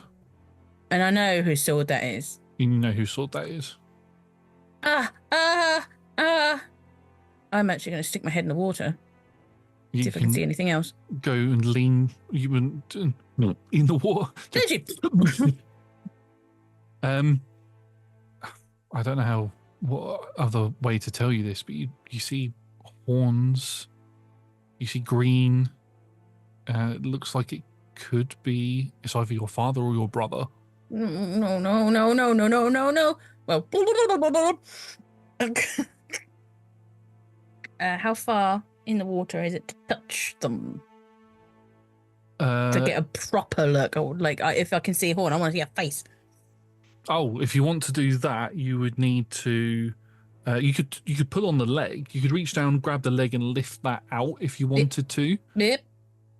If I know that's safe enough. Oh, yeah. If you, yeah, you could do that respectfully and safe enough if you wanted to. Yes. Yes, please. Yeah. Roll me a. I want to say roll me a athletics check. Okay. It's not bad. It's not a bad one. It's all right. It's right. 12? 12? It's not bad. You're, again, I'm not going to say this fails. Ha ha ha, you rip a leg off. That's insensitive. And that's not something your character would do. So it's not quick. It takes you some time. You have to use some vines and ropes that you found to sort of help tie bits down as you begin to pull more pieces out. And you feel like the joints in the hip, where the hip would be, go, and you don't want the rest of the body to fall in. So you want to keep it as intact as possible. So it just takes you time to get the body out. You manage to get this body out in one piece, and you can tell by looking at this body that it is your brother's. Okay. She starts crying. Very much starts crying very loudly. Yeah, starts crying. Sobbing like ugly cry. Yeah. We ignore the fact that there are other bodies around, some wearing Imperial armor. If there was anything to take away from this, is his body stood out, but there were a lot of other bodies around. He took a lot of people down with him before he went. So that's something to be proud of. Yeah. But the entire village, other than these walkways that you're currently on, there's a lot of burn patches on the walkways, but all of the buildings that you once were familiar with and called home are in complete ruin now. Your brother's sword is in your hand. You can easily find the sheath for it. It was separate from the blade and from the body. So, yeah. Okay. Hugs the sword. Tries to look around for Dad. As you hug the sword, you get sort of a warm feeling from it. And then as you begin to look around for your father, would you look over other bodies that aren't clearly Imperium soldiers? Or would you just be looking for an alive man? Looking at bodies? Just looking at the bodies. Very much crying and sobbing still, so it's hard to really concentrate, but looking. Make me a perception check, please.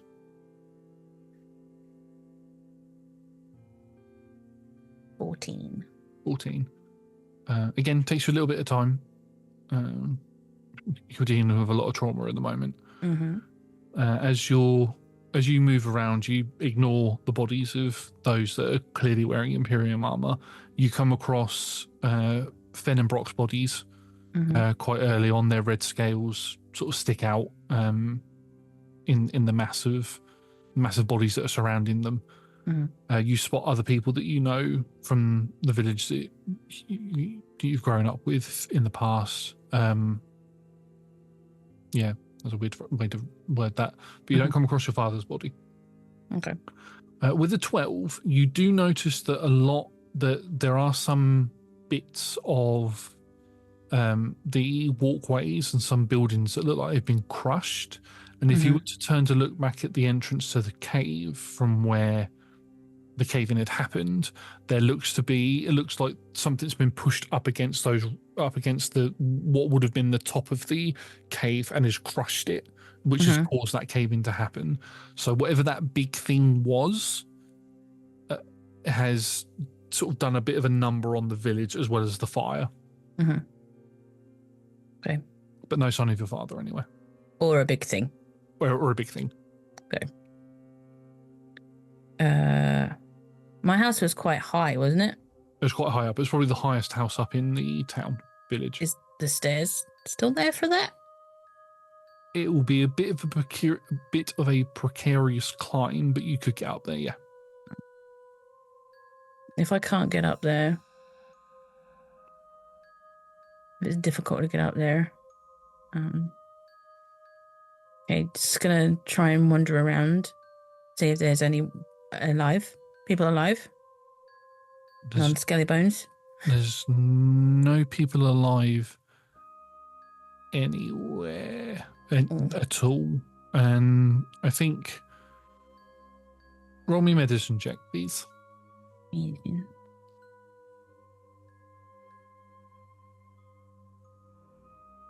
14.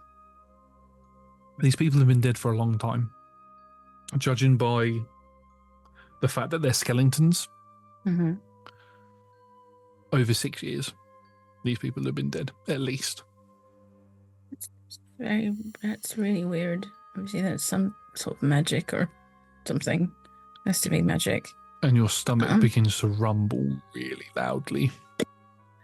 Oh, okay. The general store, has that been destroyed? It's been destroyed, but you could go in there and it still looks like it's more that the roof has caved in and it's been torched, but there might be something in there. I'm gonna have a look for some food. Yeah, okay. Make me a survival check. Ooh. 14. 3 14s in a row. Wow. That's good. That's what we like to hear. Meow.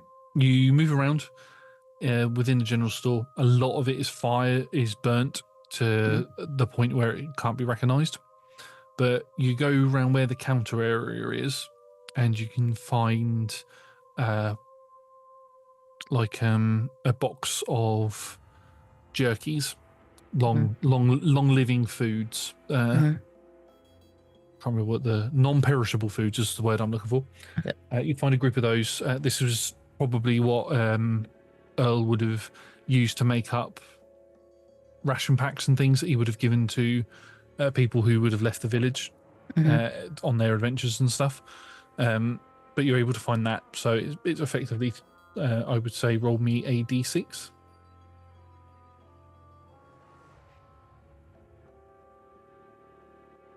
Oh, that's a 1. Oh, okay. So you get 1 day's worth of rations. Oh. Nom, nom, nom, nom, nom, nom. Yeah, you eat that straight away and you're still hungry. Stress eating. Nom, nom, nom, nom. You're still hungry after that. No. It's like you need to eat a lot. No, I'm hungry. What would you like to do? Okay. I can't find any food here. Oh, gosh. And there's no one around. What do I know of the area? Do I know if there's a place that we go specifically in emergencies or? So in emergencies, if it was the type of emergency where it was just hide, you would go to the cave that you've just come from. If it was a case of evacuation, like the village was trying to do, you would sail down to Erythinis, which is the crossroads town in the swamps. Okay.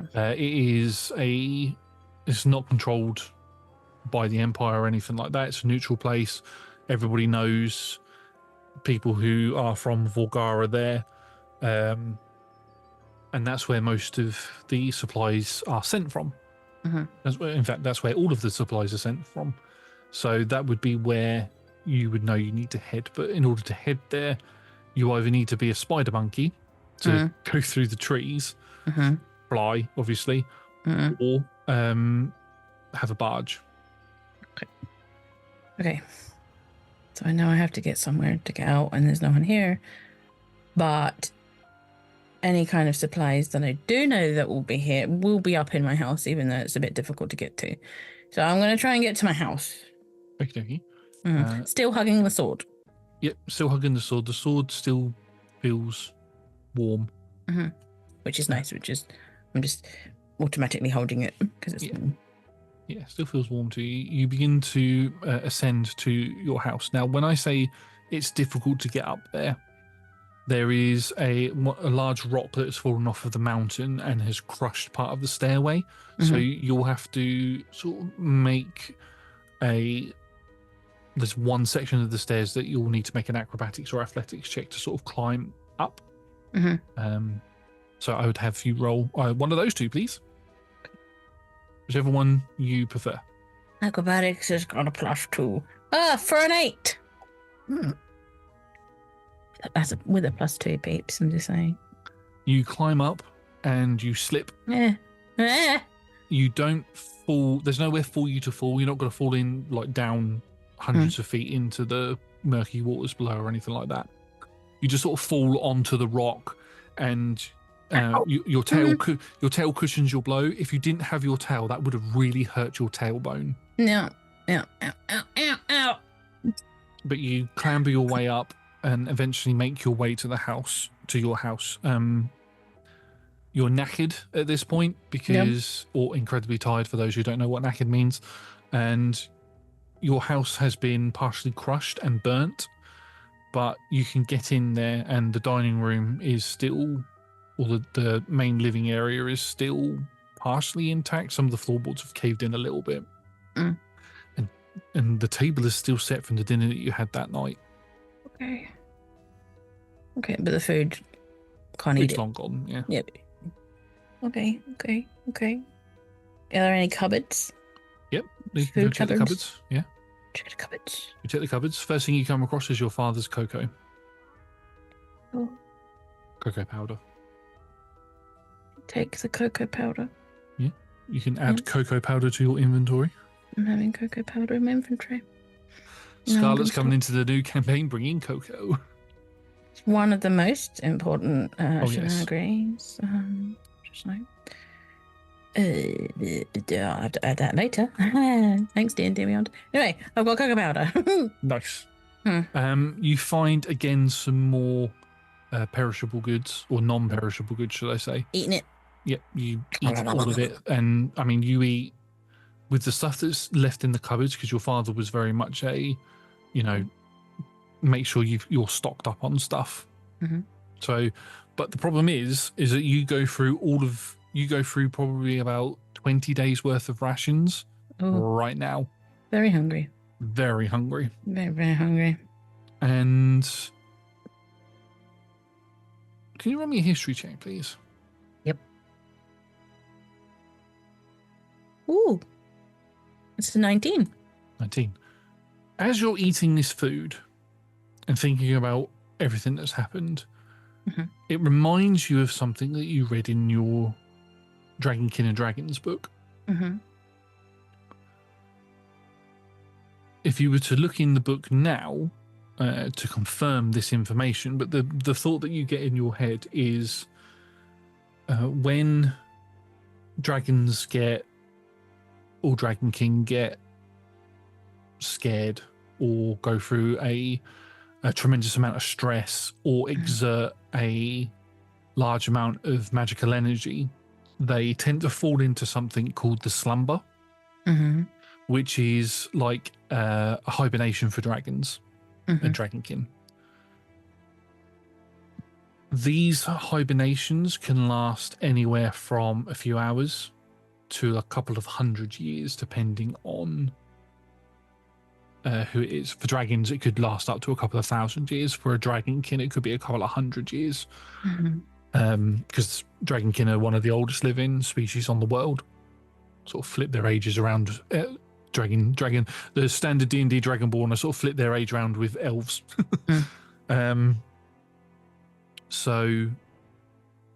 And when they wake up, because it's not like how a bear or a hedgehog or something hibernates where they just eat loads of food and then they're able to survive, your body goes into like almost like a crystalline stone state. You basically turn to either crystal or stone depending on what type of dragonkin you are, and your body is preserved.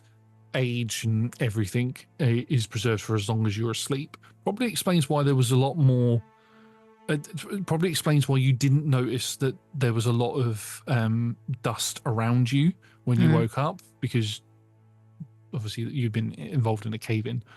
But when a dragon or a dragonkin wakes up from their slumber, they are incredibly hungry because they've not eaten anything during that time, which is why you've eaten a lot. Okay. A burp. And I do have the book on me because I did take it. Yeah. I'm going to find a little safe spot of the house and start reading a little bit more. Just be like, how do I know how long I've been out? Okay, I've obviously been out for a while. Okay. Going for your medicine check from earlier, when you were looking at one of the skeletons, you are pretty sure you were probably asleep for at least 6 years. Okay. It's not too bad, I suppose. It could be worse. No, well, I'm talking to myself. That's a little bit weird. Okay. Keep reading. And you're 6 years older in terms of your age, but your body is the exact same age as what it was when you fell asleep. Oh, no wrinkles. That's nice, I suppose. It's pretty nice. Well, it's not really important though, is it? No. The safe spot that you found was your bedroom. Your bedroom is other than a small corner that is caved in a little bit, your bedroom is pretty much intact. Yeah. While she's reading, she's in her normal perchy. Well, how she normally curls up nice and comfy. That's just natural when it's like a muscle memory. She enters that room, enters that space, a nice comfy crouch. Okay. Just keeps reading. Okay. Anything else I can know? Okay. Yeah, I mean, everything else that you know about dragons and dragonkin is in that book for you to read. You do go across a part where it says elder dragonkin have there are some that are gifted the ability to turn into dragons, but you sort of just flick past that and carry on going. Trying to find out something that might be relevant to yourself, and looks like it's the slumber. Oh, great. I had a really nice nap. Okay. Okay, I'm gonna have to figure out how to get out. Okay, I can do that. Yeah. Get out. It's getting a little bit hilarious, but a little delirious, not hilarious, beg pardon. It's at this point that you hear a noise outside. I wish to peep, hide and peep. Hide and peep. You can move over towards the door to the house. It's slightly on one hinge, so it's not like swinging or anything like that. But you can have a little peek. Make me a perception check, please. Roll for peepers. Peepers. Oh gosh. Well, that's 6. You can't see anything, but you can hear the loud sounds of banging. Maybe it's metal on metal or metal on wood or something. You're not 100% sure, but it's coming from down the steps that lead down towards where the sort of like main gangway of the town is. Okay. Sticking to the floor, I'm going to belly crawl, stick my head over for a better look.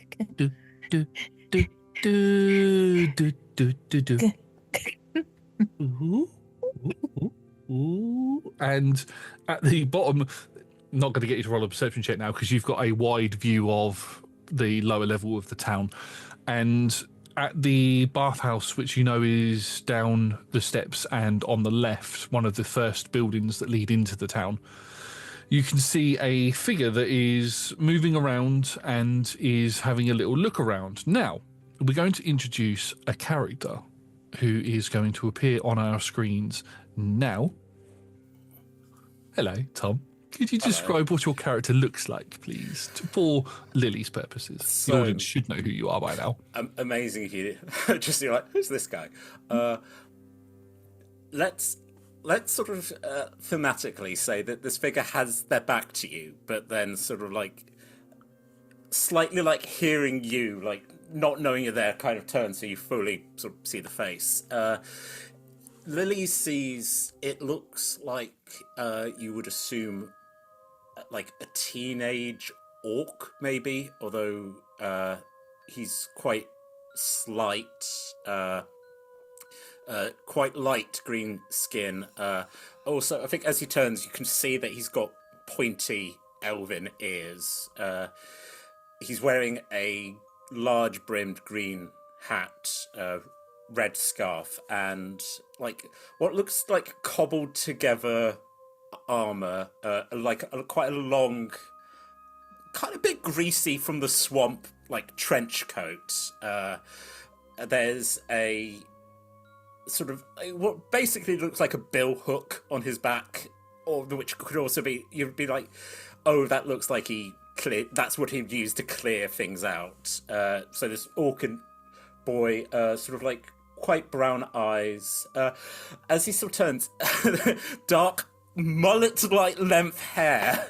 That's this sort of teenage boy boots of looking, a little bit sort of surprisingly soft. You'd think like a swamp would harden, but still quite sort of young.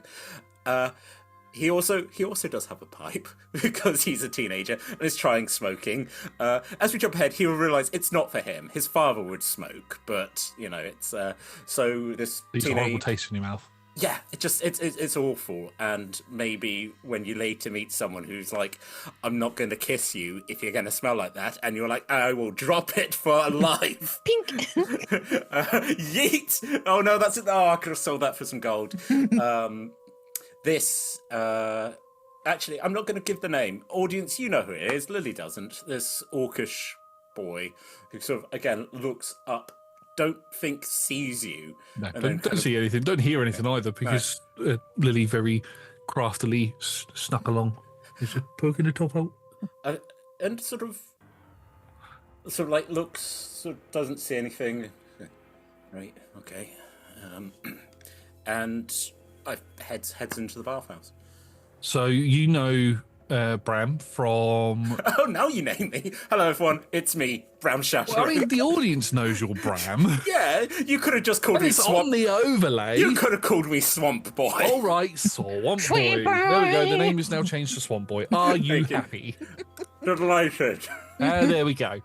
So, Swamp Boy, as you make your way into the bathhouse, you know that you have been sent up here from the town of Erethinis, which is sort of like the crossroads town in the Grimmerk marshes, where people will travel to and from, and they'll go other places. This town that you're in, Vorgara, has been in ruins for quite a few years, and nobody wanted to come up here and disturb any of the bodies. However, the bathhouse in Erethinis, it has had some issues with its watering system, the filter keeping the water warm and all of that sort of stuff, and getting the parts for that is very, very difficult, because you normally get those parts from the city of Katanok, which is in the Imperium, and tensions with the Imperium and everywhere else are quite high at the moment, so trade is off the cards.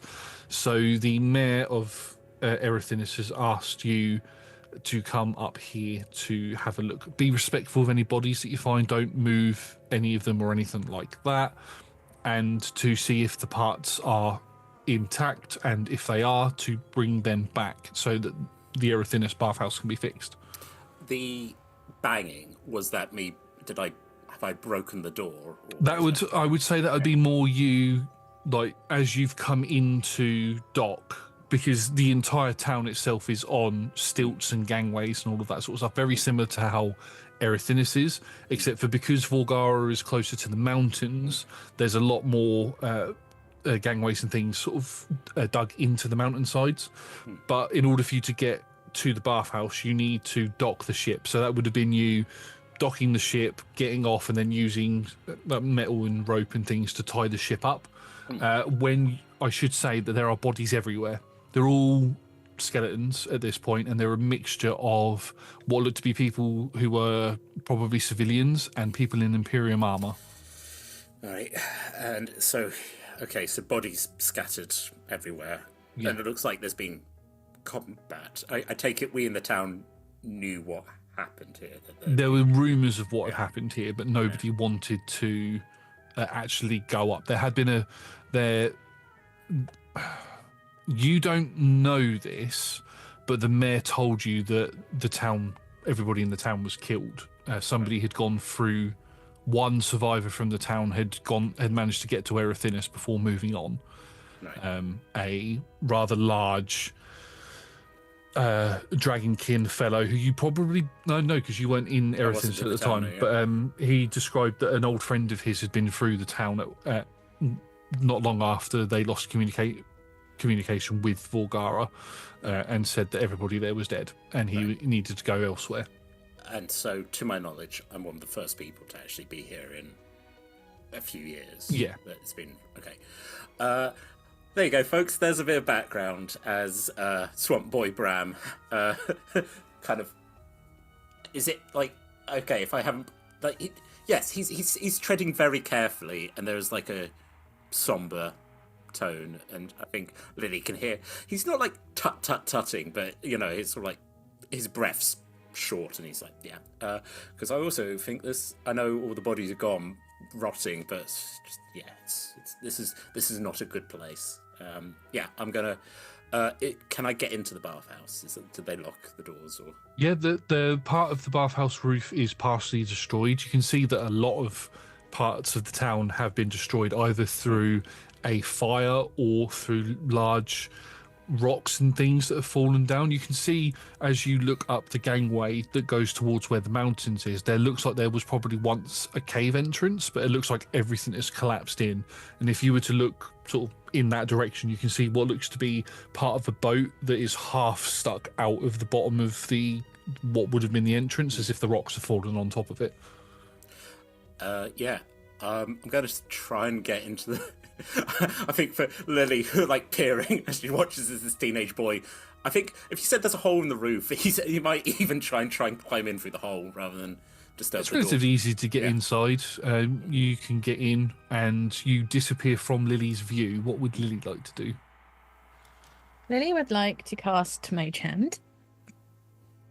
Have the Mage Hand grab a stick, float it down, and then sort of clumsily whack nearby to try and get attention. And she'll be like, hello! You can't hear, but there's like a thump. I think you... What's your insight? Insight? Yeah. Yeah, make an insight check. Yeah. Or a perception check. Oh, God. Make it insight, because Tom obviously wants that for a reason. It's because she can't see what's happening, and you're like, oh, right. Yeah.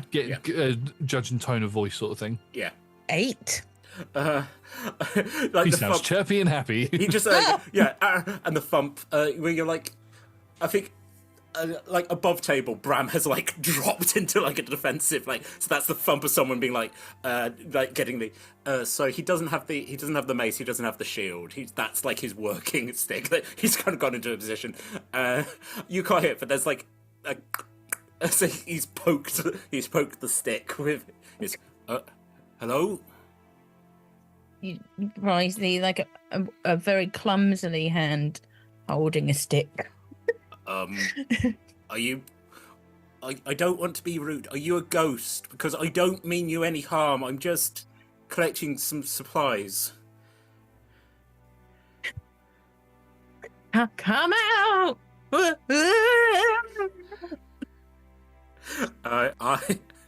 going to use my passive insight, which is a 16, and go, that's not a ghost. That sounds like a woman making... I think... Make a perception check. Yeah, just like...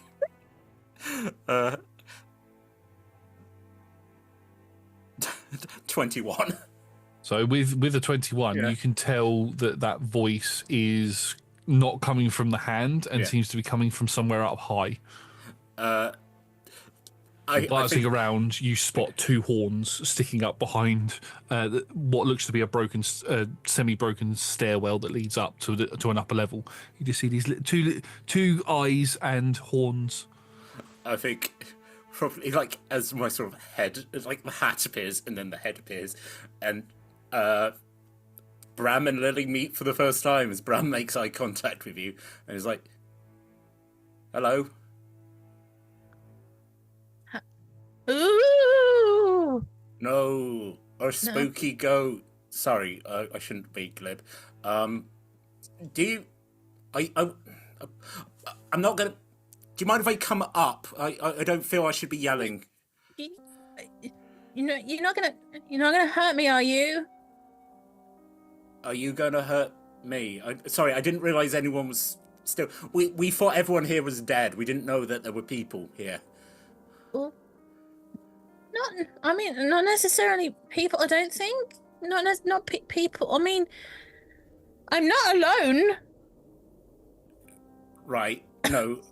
No. Sorry. Mm-hmm. Sorry, miss. No, I've got no intention of harming you. My name's Bram. I'm from the town down the swamp. Are you in charge here? Because yes. Right. Yes. As I said, we didn't know anyone was alive, and I'm here to fix. Well, I'm here the bathhouse. Yeah. We need, and the pipes and the filter. We needed. Yeah. Sorry, I'm quite confused. As I said, I thought this was a simple job, and now I'm having to. As long look, I'll come down as long as you promise you're not going to hurt me. Okay? I swear by the Guardians, I'm not going to harm you. Okay. Give me a second. The stairs are a bit janky. I'm going to try and make my way back down really carefully. He starts moving towards the stairs, which might not be what you wanted. But so, like, when you get to the bottom, he is standing there. You realise, as we watch, as you land, and then he's 6'4". There is Make me an acrobatics check, Lily. Did it carefully as she could. That's careful. Oh, there's a 12? Yeah, you get down, you slip on the last step just as Bram gets there, and Bram is able to sort of catch you as you fall down. Oh. You're now being held in the arms of this 6'4" teenager. Sorry, miss. Yeah, thank you. You're welcome. Bathhouse? Yeah. What's wrong with the bathhouse? Bathhouse? No, Josh, remind me the name of the town I'm from. Erythinis. The bathhouse, Erythinis' bathhouse, has stopped working. There's looks around. Things with the Imperium have got worse, and they used to trade, and that's stopped now. But the mayor knew that the bathhouse here was the same system, so I'm here to collect parts. Oh. For, for the heating and the water filters. So, okay. It makes sense. Our bathhouse is was really good. No, as I said, I didn't know. I don't want to take it from. Well, I have a little experience in it. Like, look. Okay. I can help you. Right. If you don't hurt me, I'll help you. I'm a little confused at the moment, and it might help clear my head a little bit. He walks back over to his boat, like sort of it's a bit like a canoe. But actually sort of like there's a seat for like the person who's rowing, and also like quite a nice seat. So he's obviously like carries visitors, transport. So goes under his seat, comes back, and he's carrying like a basically a workman's bag, which like there's a crowbar sticking out of it. Yes, sorry. No, I keep saying this. How long have you been here? We legitimately didn't know there was anyone here. Well, I live here. I live here. The you know it wasn't like the. I mean, it was like it, but not. You know, everything happened and then went dark for a bit, and now things are a little bit confusing. But yeah, I live here. That was my house. I was in my house. Looking up at the house, Josh, it looks like it's had 5 years of like no care, right? 5 years of no care, and it looks like a couple of rocks, like from the mountain, have been like large boulders have sort of gone through parts of the roof and stuff. A bit similar to everywhere else around here. Can I make some sort of check where? Because I'm like, I think it's like on the base level. Bram's like, none of what you've just said makes any sense. Making a check to be like, what? Is she just lying to me, or is she just... That'd be insight. I'd say, actually, that both of you can roll an insight check against each other because you're meeting each other for the first time. 15. Okay. So nice. Oh, God. It's a 2. So insightful, guys. I'm so... So, on your insight checks, with a 15, this Lily seems to be scared. That's a correct assumption there, isn't it, Scarlet? It seems to be scared and is telling the truth. Very On a confused. 2, this swamp boy seems to be...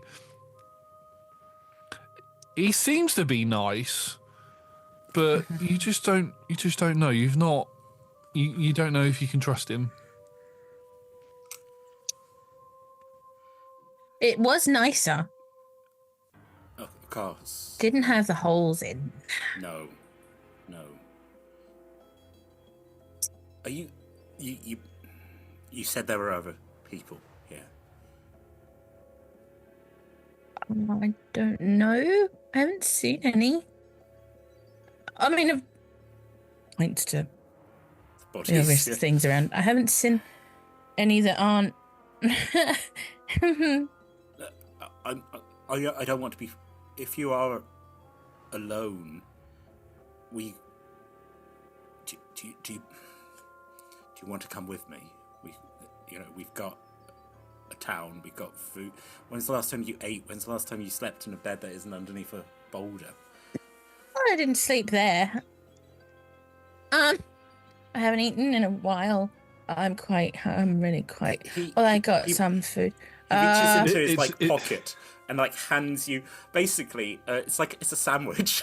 He hands you like a cheese sandwich. It's at this point, like just before you hand the sandwich, it's this point as Lee says, "I'm really hungry," that you hear a very loud as Lily's stomach goes crazy.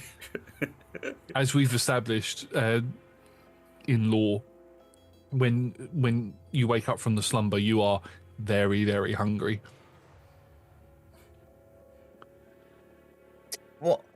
I sniff the sandwich suspiciously. It's How cheese. how about I help you with the bathhouse? It smells really good, though. I like cheese. It's toasted. It's still weirdly warm. Yeah. I'm gonna help you. So then I'll help you. You don't hurt me, and then I have more than one sandwich. You have to lick a little bit of saliva away from the corner of your mouth because that sandwich smells really good. Bram's doing his best not to laugh. He's just like, no. I'm just staring at the sandwich instead of you. Just staring at the sandwich. I will help you if you do not hurt him. I tell you what, miss. You can have the sandwich. You help me with the bathhouse. You come back with me, and I'll cook you food as thanks for your assistance. Cooked food. I'm kind of like each other. Well, I'm quite a good chef, actually. Ooh. Okay, I will help you, and you don't hurt me while I help you. I don't think I'm ever planning to hurt you. I know is a weird thing to say, but as I said, now I think you couldn't be planning it. It's a weird thing to say. It's slightly weird, but it's okay. Sandwich. Definitely sandwich. Yeah. Okay, I will help you. Aye. For sandwich. Yeah. You're holding like I think if you're holding it both hands, Bram still like extends a hand. As I said, my name's Bram. Lily. Pleasure, Lily. Right, let's go. Sorry, I'm a bit cold. Does she feel? Is it like? Yeah, there's been no sort of like heating or anything. Lily's not been able to start a fire, so it's been quite cold. Does she feel like a cold person, or does she feel like like a lizard when they're cold? Like a cold person, like she's been outside for a while, right? Maybe a number of years because she's been asleep in a cave. EP. EPPPs. Yeah. Having shaken a hand and then sort of like, right, yeah, we'll get you. Did you say after shaking the hands? Because I saw you do that. After shaking the hand.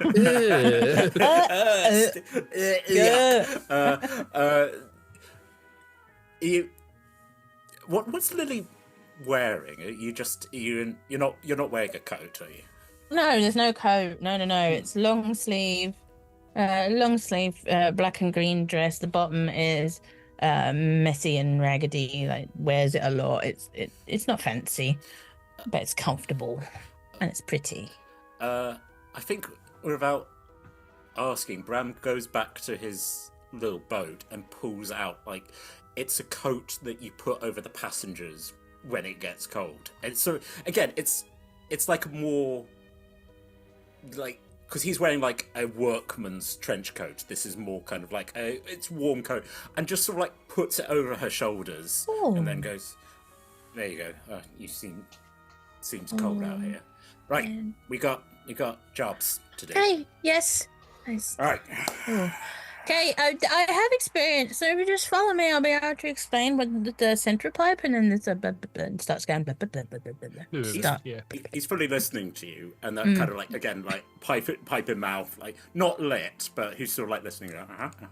Right. So obviously we need to. So we're taking this central part, right? There's the central part and then the intersection there. You'll probably need that part too. And blah, blah, blah, blah, blah, blah. Yeah.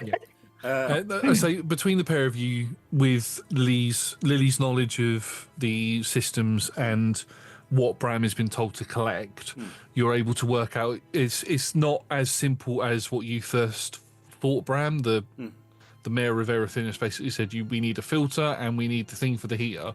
But from what Lily's explained to you, there are components that work with that might not work with the system that's in Aerodrun. So it might be a case of fully replacing them. So you're going to need to take like quite large sections of it out. So there's a good thing there's two of you because it's going to be difficult to lift one person.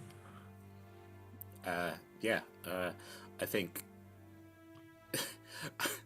like Lily doesn't look strong, but looks like she can sort of help, so well, help maybe. I think Bram fully with her like pointing, Bram is the one who like transports it back and forth, but like takes his guidance from you rather than, I don't know, you got a feeling that he might have just sort of dismantled everything and gone, I don't know one, where it's like, yeah, bring a filter, and he's like, I think thanks to you, he's like, oh, replacement filters as well. Not just the current filter that's looks at the one that's had like 5 years worth of gunk and he's like, no, that's not useful. But so do our best to dismantle this bath system.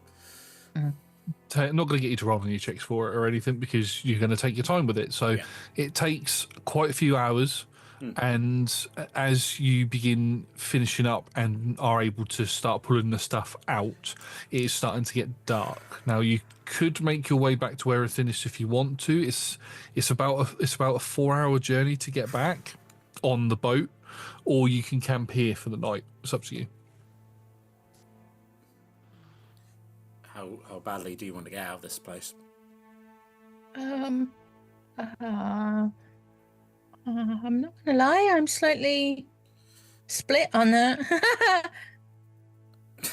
I tell you, I work these waters. It's not.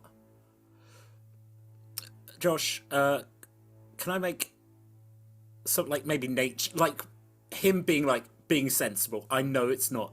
It's never safe out in the swamp, but it's probably not a good idea to go in the deeper dark night, right?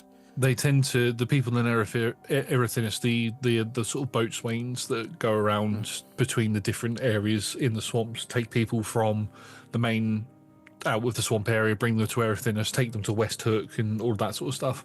They tend to stop operating when it starts getting dark, just because a lot of creatures that don't appear during the day appear at night, and there's been a lot of like a thin mist that sometimes settles around the entire marsh area, and it can sort of cause kind of like hallucinations, but basically people don't like traveling at night because they don't know if something's actually there, and it has caused people to go missing because they've jump scared, fallen into the swamp, and then never been seen again.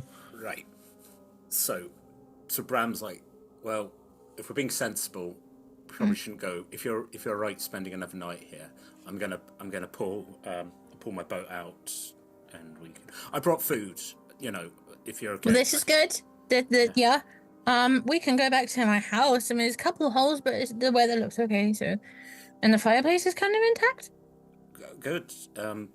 Well, again, not tell you what to do. If you want to start a fire, then I'll be up in shortly. Yeah.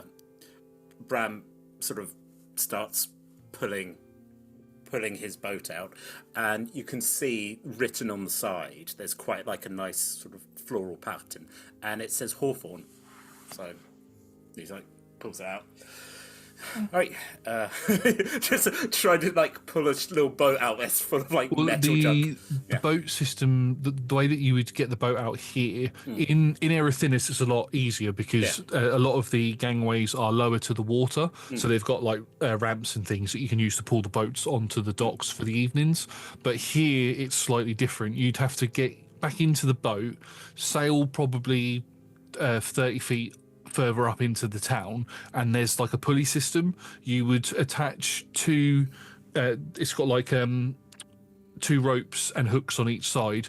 You would hook those onto these sort of ringlets that would be on your ship anyway, on your little boat, on the left side and the right side, and then you'd get out of the boat and then start pulling on the pulley system, and it would pull the ship out, and then you can pull it onto the dock and stick it into like a area where there was once a bunch of dinghies, but it's been destroyed since then. But you can pull your ship onto there. There's no bodies around this area, so you're not going to disturb anything. The ropes, are they in decent nick for not being used in 5 years? The ropes are in decent nick. You do get there is a point where you do, as you pull the dinghy out, one of the sort of metal contraptions and wooden bits sort of breaks, and the one half of the ship falls back in. But you quickly give that a quick repair, and you're able to, because you're used to this sort of stuff, you're skilled at that, so you pull that up and you're able to get the dinghy out. I think if Lily's watching at all, this gangly boy is actually surprisingly nimble, you know, and also like doesn't seem to be surprised, you know, like when it breaks, doesn't like jump or anything. He just sort of takes everything intact, quite sort of like together, and then having got up and very sort of like tenderly pets the side of his boat. It turns out surprised to see, oh right, yeah, all good for the night. But it's okay. Yeah, no. Yeah, fine. I'm glad to see it. Do you want to say goodnight to it? I won't laugh. Good night, Hawthorne. Sleep tight. I'll see you in the morning. Oi, you just said you won't. Stop laughing. Hey, who are you to come between a man and his boat? Don't giggle thee not, miss. All right. Let's go. He's sort of like carrying like a haversack of I basically, when I go out, I pack for like a few days, even when it's because, like you said, there's been a few times where even I've got lost in the mist and just been like, right. Bram's solution is always like, right, don't panic, find something, wait. Either you're going to come across something, the mist is going to clear, just be prepared. Also, he's a scavenger, and like very taught from a very early age. It's like, this mushroom, yum yum yum. This mushroom, instant death. He's like, oh no. Yeah. So you can both climb back up to where Lily's house is. I'm not going to make you roll another acrobatics check. Working together, easily enough to do it. And you walk in, and you can set a fire in the fireplace. And to start off with, the smoke sort of pops out of some of the cracks in the fireplace from where there's been a little bit of damage, but eventually that sort of clears and it just funnels straight out. Ta-da. Well, thank you for your hospitality. It's Josh, does it look how moldy is this house? The house actually doesn't look that bad, other than the hole in the roof and in one of the rooms. That the hole in the roof has affected one of the rooms. The house itself seems to be pretty intact. Oh, it's just one room that's damaged. Is what I'm trying to say. It's a nice place you've got here. Yeah, I know. Like politely, like sits on a dusty chair and she's like, "Yes, I'll get started on food if that's all right with you." Yes, please. I mean, yes, do that. I think sort of like in the background where he's like opens an oven. He's like, well, that has not been cleaned in a while. Just does his best to like, I wouldn't say like makes himself at home, but it's like weirdly like, okay, where would I put a cloth? Where would I put that? If he seems really lost, just like up there. Thank that you. One. Water. That cupboard. Well, this is. Well, it was there. Yeah. There's some spices there if you need any. Yeah, the water's going to probably be a bit stale at this point. Yeah, I wouldn't drink them. A bit stagnant. So where do you go to get fresh water? I haven't had time. From the bathhouse that you've just taken apart. I've got supplies. I think he's sort of like using the perishables, like where it's been like, oh, like for us, rice lasts a long time, and even though it might not be as fresh as you'd like it, he could still boil stuff. And I think that's the looks at the spices, looks at it, and there's a range of that, and like there's goat pepper, and he's like, well, okay, let's see how I can see if that goes with swamp chicken. Swamp chicken, it's a kind of frog.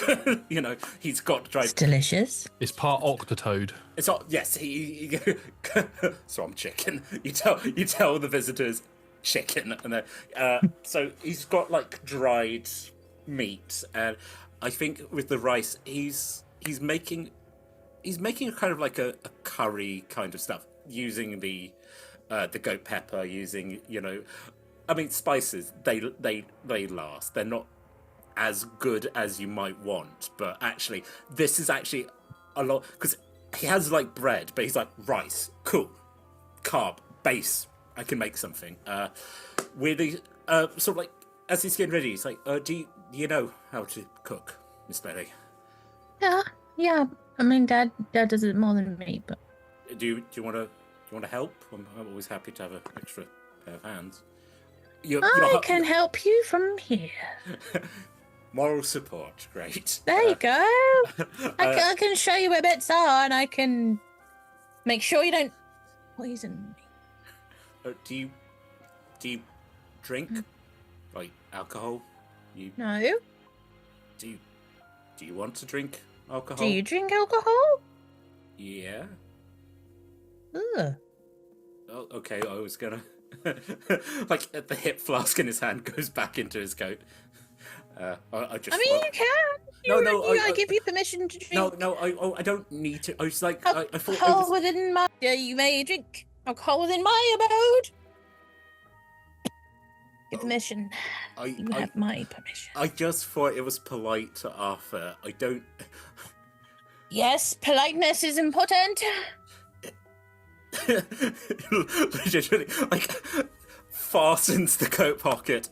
No drinking in your abode. You can. I was won't have any. I was offering. Like, it burns. Okay, it burns, and then it just burn.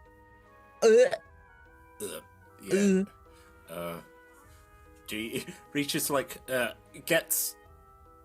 I'm trying to think like what kind of like berries would be like again in a swamp, like basically swamp berries. I think he's also got like a because he took it out of the boat, and it's not like taxis for us where you'd be like, oh, here's a selection of waters, and but he's got like basic snacks, basic like a juice thing. Nice. So I think that's the thing that he gets. He has put those out, and there's like berry juice, and he's like, you get started on those. Swamp berries are very bitter. Ooh. Yes. But I like them. This is all sort of like homemade, and that's the thing. Like the juice, it looks like he probably got from somewhere else, but like the snacks, he's just been making. His downtime. He just makes little snacks. Very careful. Yeah.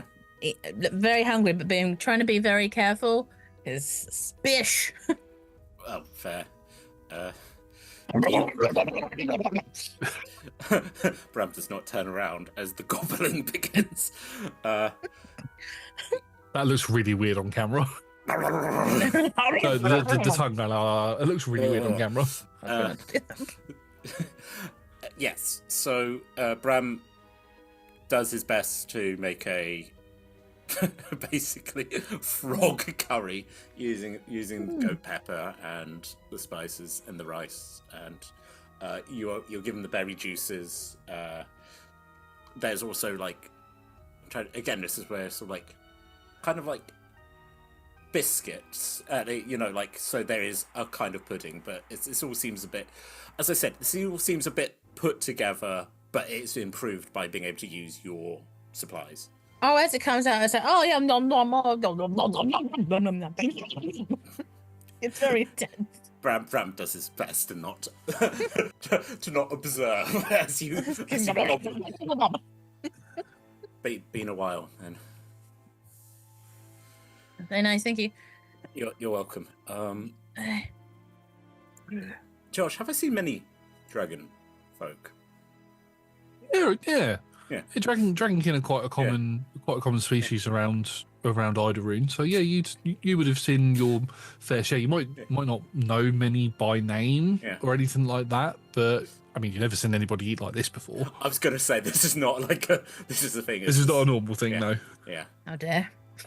It's not ladylike. At least not to your knowledge. No. I suppose I've never actually seen anyone go through what Lilly has gone through. No, it's a relatively unheard of thing for anybody, for pretty much everybody. Even Lily's only just discovered about what the slumber is by reading one of her books. But it's not something that's. It's something that affects mainly dragons, and there are some dragonkin that can be affected by it as well. But it's very rare. Some see it as a disease. Right. It's like the reverse of insomnia. Look, I think I mentioned like it's torpor. Animals just pass out. Yeah. But I'm just it's basically like a hibernation. Yeah. Yeah. She just seems like a hungry young woman who. Like so hungry. Yeah, but I would say more for you. For Bram, it would look more like she's been here for quite a while and hasn't been able to eat anything, because your boat was the only boat that was intact. Yeah. So Lily's not been able to leave, and any food or supplies that there were here, she's either already eaten or there weren't any here. Yeah. Would be the assumption you'd make. Bram's assumption is that Bram assumes she's homeless. Doesn't think she would have survived this long here, that she has come from somewhere else and is kind of lying. Not sort of saying, she's lying around the topic, but also, I'm just telling you what his feelings are now. He likes her, he also pities her, and he also knows what it's like to be alone. So he's like, yeah, having not watched you scarf down it and get you the biscuits, I mean, if it's all right with you, we'll head off pretty early tomorrow, so you might want to start. I can go sleep in the boat. I'm used to it. If you... No, thank you. Could you, could you sleep here as well, please? Yeah, no, of course. Yeah. I'm a bit scared to go back. I'm a bit scared. No, that's fine. Okay. Yeah, no, I'll stay, of course. Yeah, no problem. Thank you. I think because he had like the bill hook we slide, and I think like as he's been moving, you can see he has like basically it's like a machete. It's like a sort of like, so he's armed, but not like combat, but obviously like survival kind of like. I would say you do notice that Lilly is also armed. Lilly has a very finely crafted, thin sword strapped to her waist. Just quick insight, because having said her, like, where like his eyes obviously flick to that 15. Does she look like she knows how to use that? No.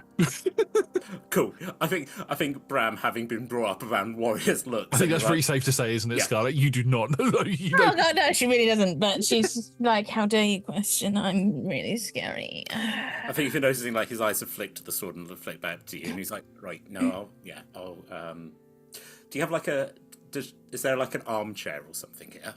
Yeah, that would be. Yeah, Bram, the father's armchair. Yeah. Okay, if I take the chair. Yes. Yeah. There's extra blanket underneath it.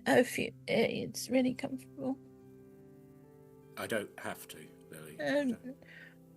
You'll get cold.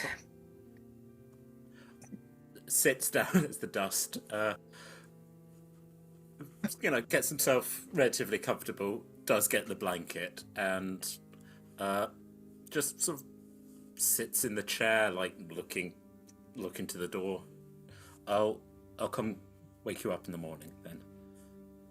Okay. The fire's really nice, and so in case you feel like looting, I'm gonna sleep here. Okay. In case I feel like, I mean, do you want the armchair? I could sleep. No. I've got the corner. That's okay. I like it here. Thank you. Okay. Well, thank you for. She's making a little nest out of hankies. Just so much of it. Like I feel like in a mirror of like the first time I saw you. It's like your eyes and your horns are above the blankets. Yeah, it's like you two are talking, and Lily's like, "Yeah, no, it's fine." And Bram, you look away for like not even 10 seconds, and you look back, and somehow there is an entire pillow and blanket fortress that's been made, and all you can see is two little horns sticking out between the pillows and two eyes looking at you. Well, hope you're comfortable. Good night, Lily. I'll see you in the morning. Good night, Bram. I just into here. It's just sort of like it looks, and then he lights the pipe, and just like you just see him going, just quietly going, wow, just literally was not expecting any of this, and it's probably one of the longest conversations he's had with someone in a while. Well, you talk to people on the boat, but they come and they go, and like the people in the town are lovely, but I mean, my mum's coming back. Actually, I think by this point, Bram's like, it's been a year. I don't know if she's coming back. If she is or not. Yeah, and I have not received any answer to letters I've sent to Mr. Solomon or to Greta. as far as Bram knew, he was absolutely alone up to this point, and now this generally waves at the pillow fort. This. Wow. Right, so you can both gain a long rest. For Lily, even though you've literally just woken up from the slumber, you still need to sleep. Yeah. It's a strange thing, this hibernation thing. You still need to get sleep like a normal person. But you can both sleep. You can both click the long rest button if you need to. And as you wake up in the morning, Lily, you notice that the entire place has been looted and Bram's nowhere to be seen. Sucks, TV! Dragon! You shouldn't have fallen asleep. Head on a swivel. I've taken the armchair. I don't know how, but No, the complete opposite to that, Lily. You wake up thinking that's what you think has happened, but as you sort of come out from underneath the pillow fort, you can see still asleep, hat down, blanket wrapped around him. The fire is not long gone out. In the fireplace, you can see Bram is asleep. I'm gonna be such a creep for a second. Just stare at him for a minute. Gets close, creepy. Give me, excuse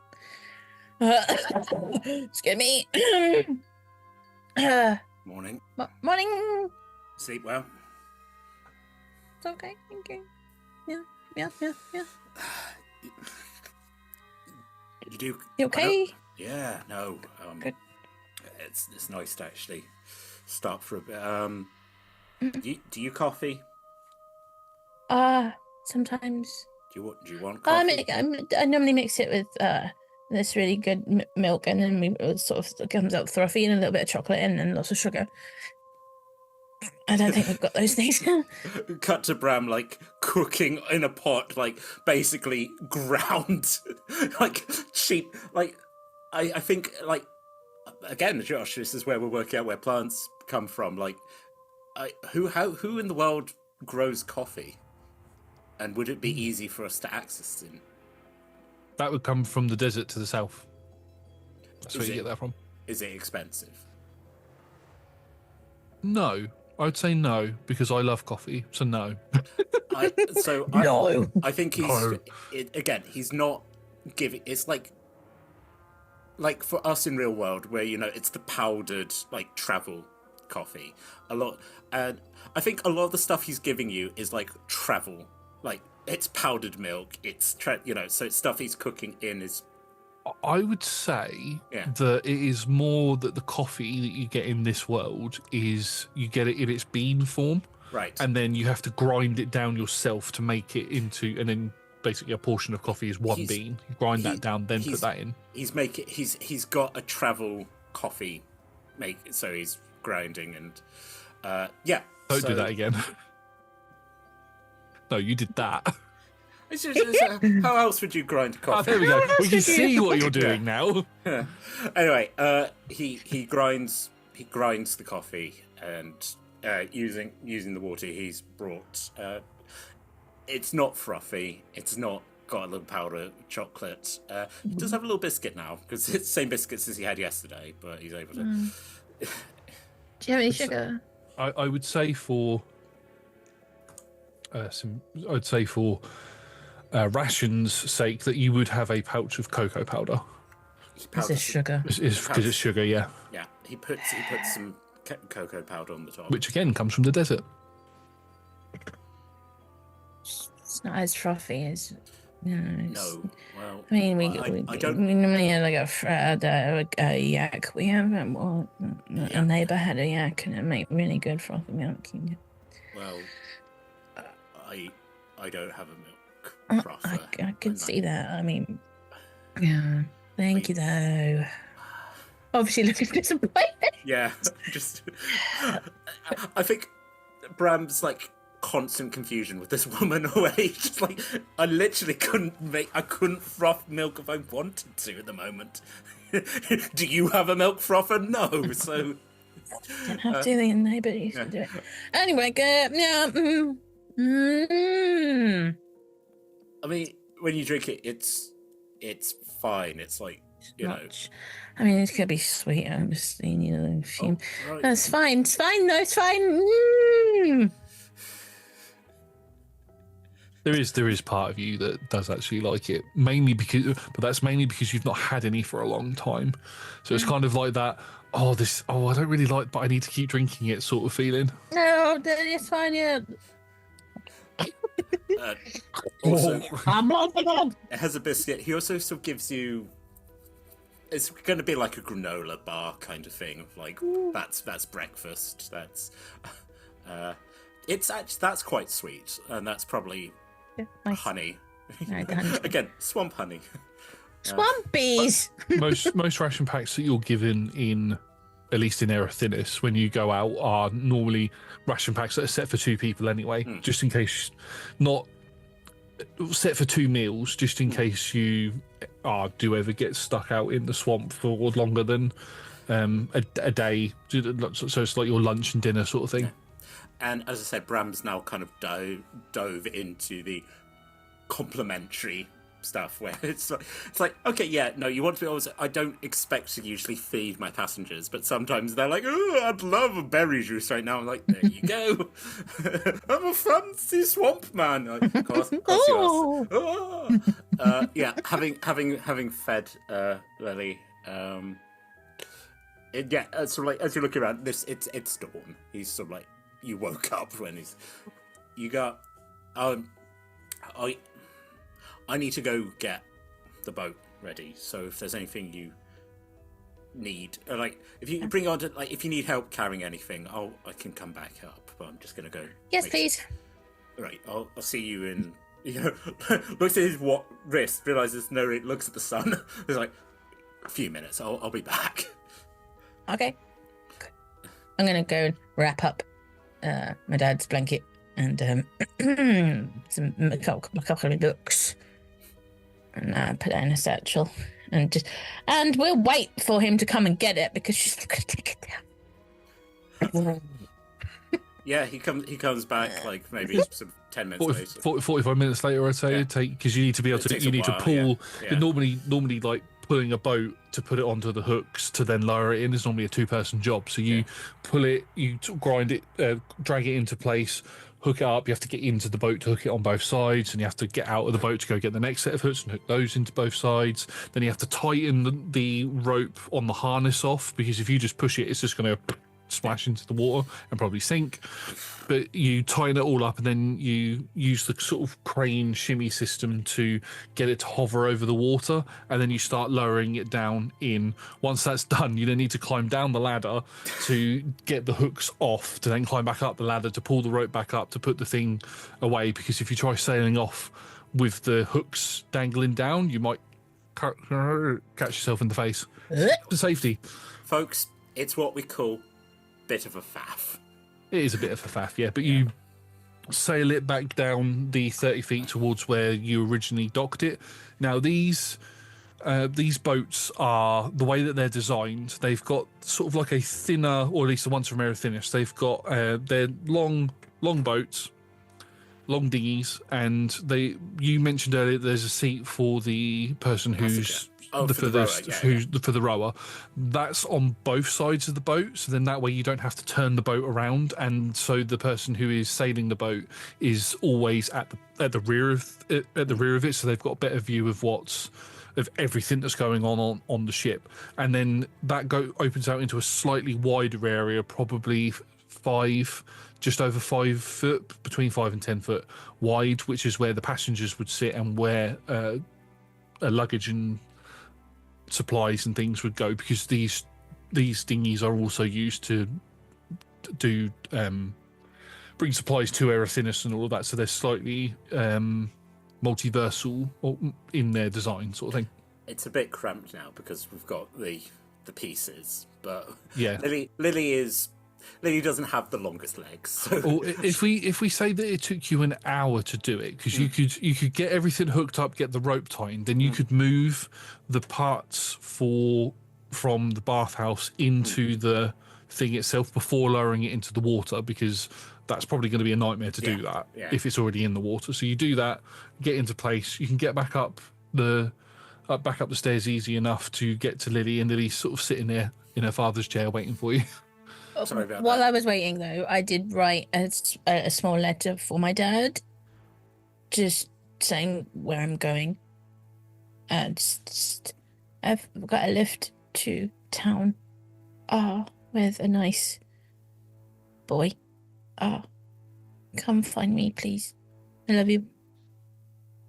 A nice boy? What? I hope. And what is his credentials? How much land does he have? That would be very funny if that all changed. It was like, yeah, her dad's been here the entire time, you know. Just never went into the other room. A man in my chair with my blanket. I think sort of like as you look up, Bram is standing in the doorway. The dinghy's ready if you're ready. Okay, I've got my bag. It's heavy. Comes over, picks it up. Not as heavy as your bag, Bram. That's the small. It's heavy. So like mentally he's like, oh baby. But like I said, it's books and a blanket. Books and a blanket. Yeah. Bram's sort of like, you also sort of notice that because he's got like his rucksack that he's sort of kept with him the entire time. But canonically, Bram always carries his life on his back, and also sort of like. Again, just for a character thing, like the food that you haven't eaten, which I know is most of it, he has wrapped and put in his...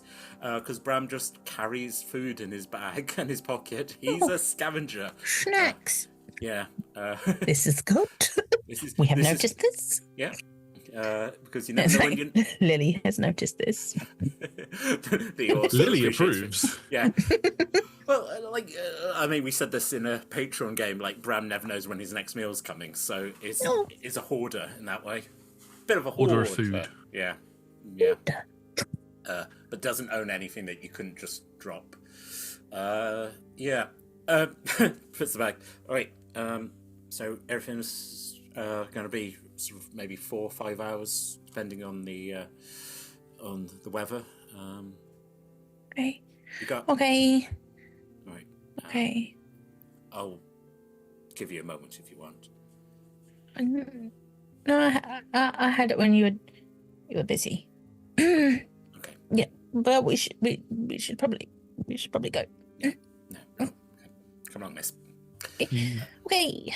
Both make your way back down towards where the boat is docked. Again, obviously making sure to avoid disturbing any of the bodies. Make your way down into the boat and begin sailing off down the marshy waters. And Lily, you can just sort of turn back and just watch as the the ruins of Vorgara sort of disappear under the foliage as you disappear further into the swamp, and that sort of dark, that memory of what you saw and what you've experienced will sit with you for the rest of your life. But you've got a chance now to start again. You've met somebody nice who might be able to guide you on a new path, and you never found your father's body, so he might be out there somewhere. That's why I left the note. That's why you left the note. And I think at that point, we are going to end our session there for today. Thank you very much, everybody, for joining us. We have been Roll Together RPG. If you like what you've seen, you can join us on Mondays and Tuesdays for more content from 6 p.m. UK time. Thank you to our sponsors and supporters, and a massive thank you to the D20 Club on Patreon. They are fantastic. They are the best. You can join them from as little as $1 of your local currency per month, or 1 goat, which must be sent to Tom for lots of different reasons. And I think with all of that, we are going to go away for a bit, and we will see you soon. Goodbye. We're going into the east. Goodbye. To the east. Goodbye.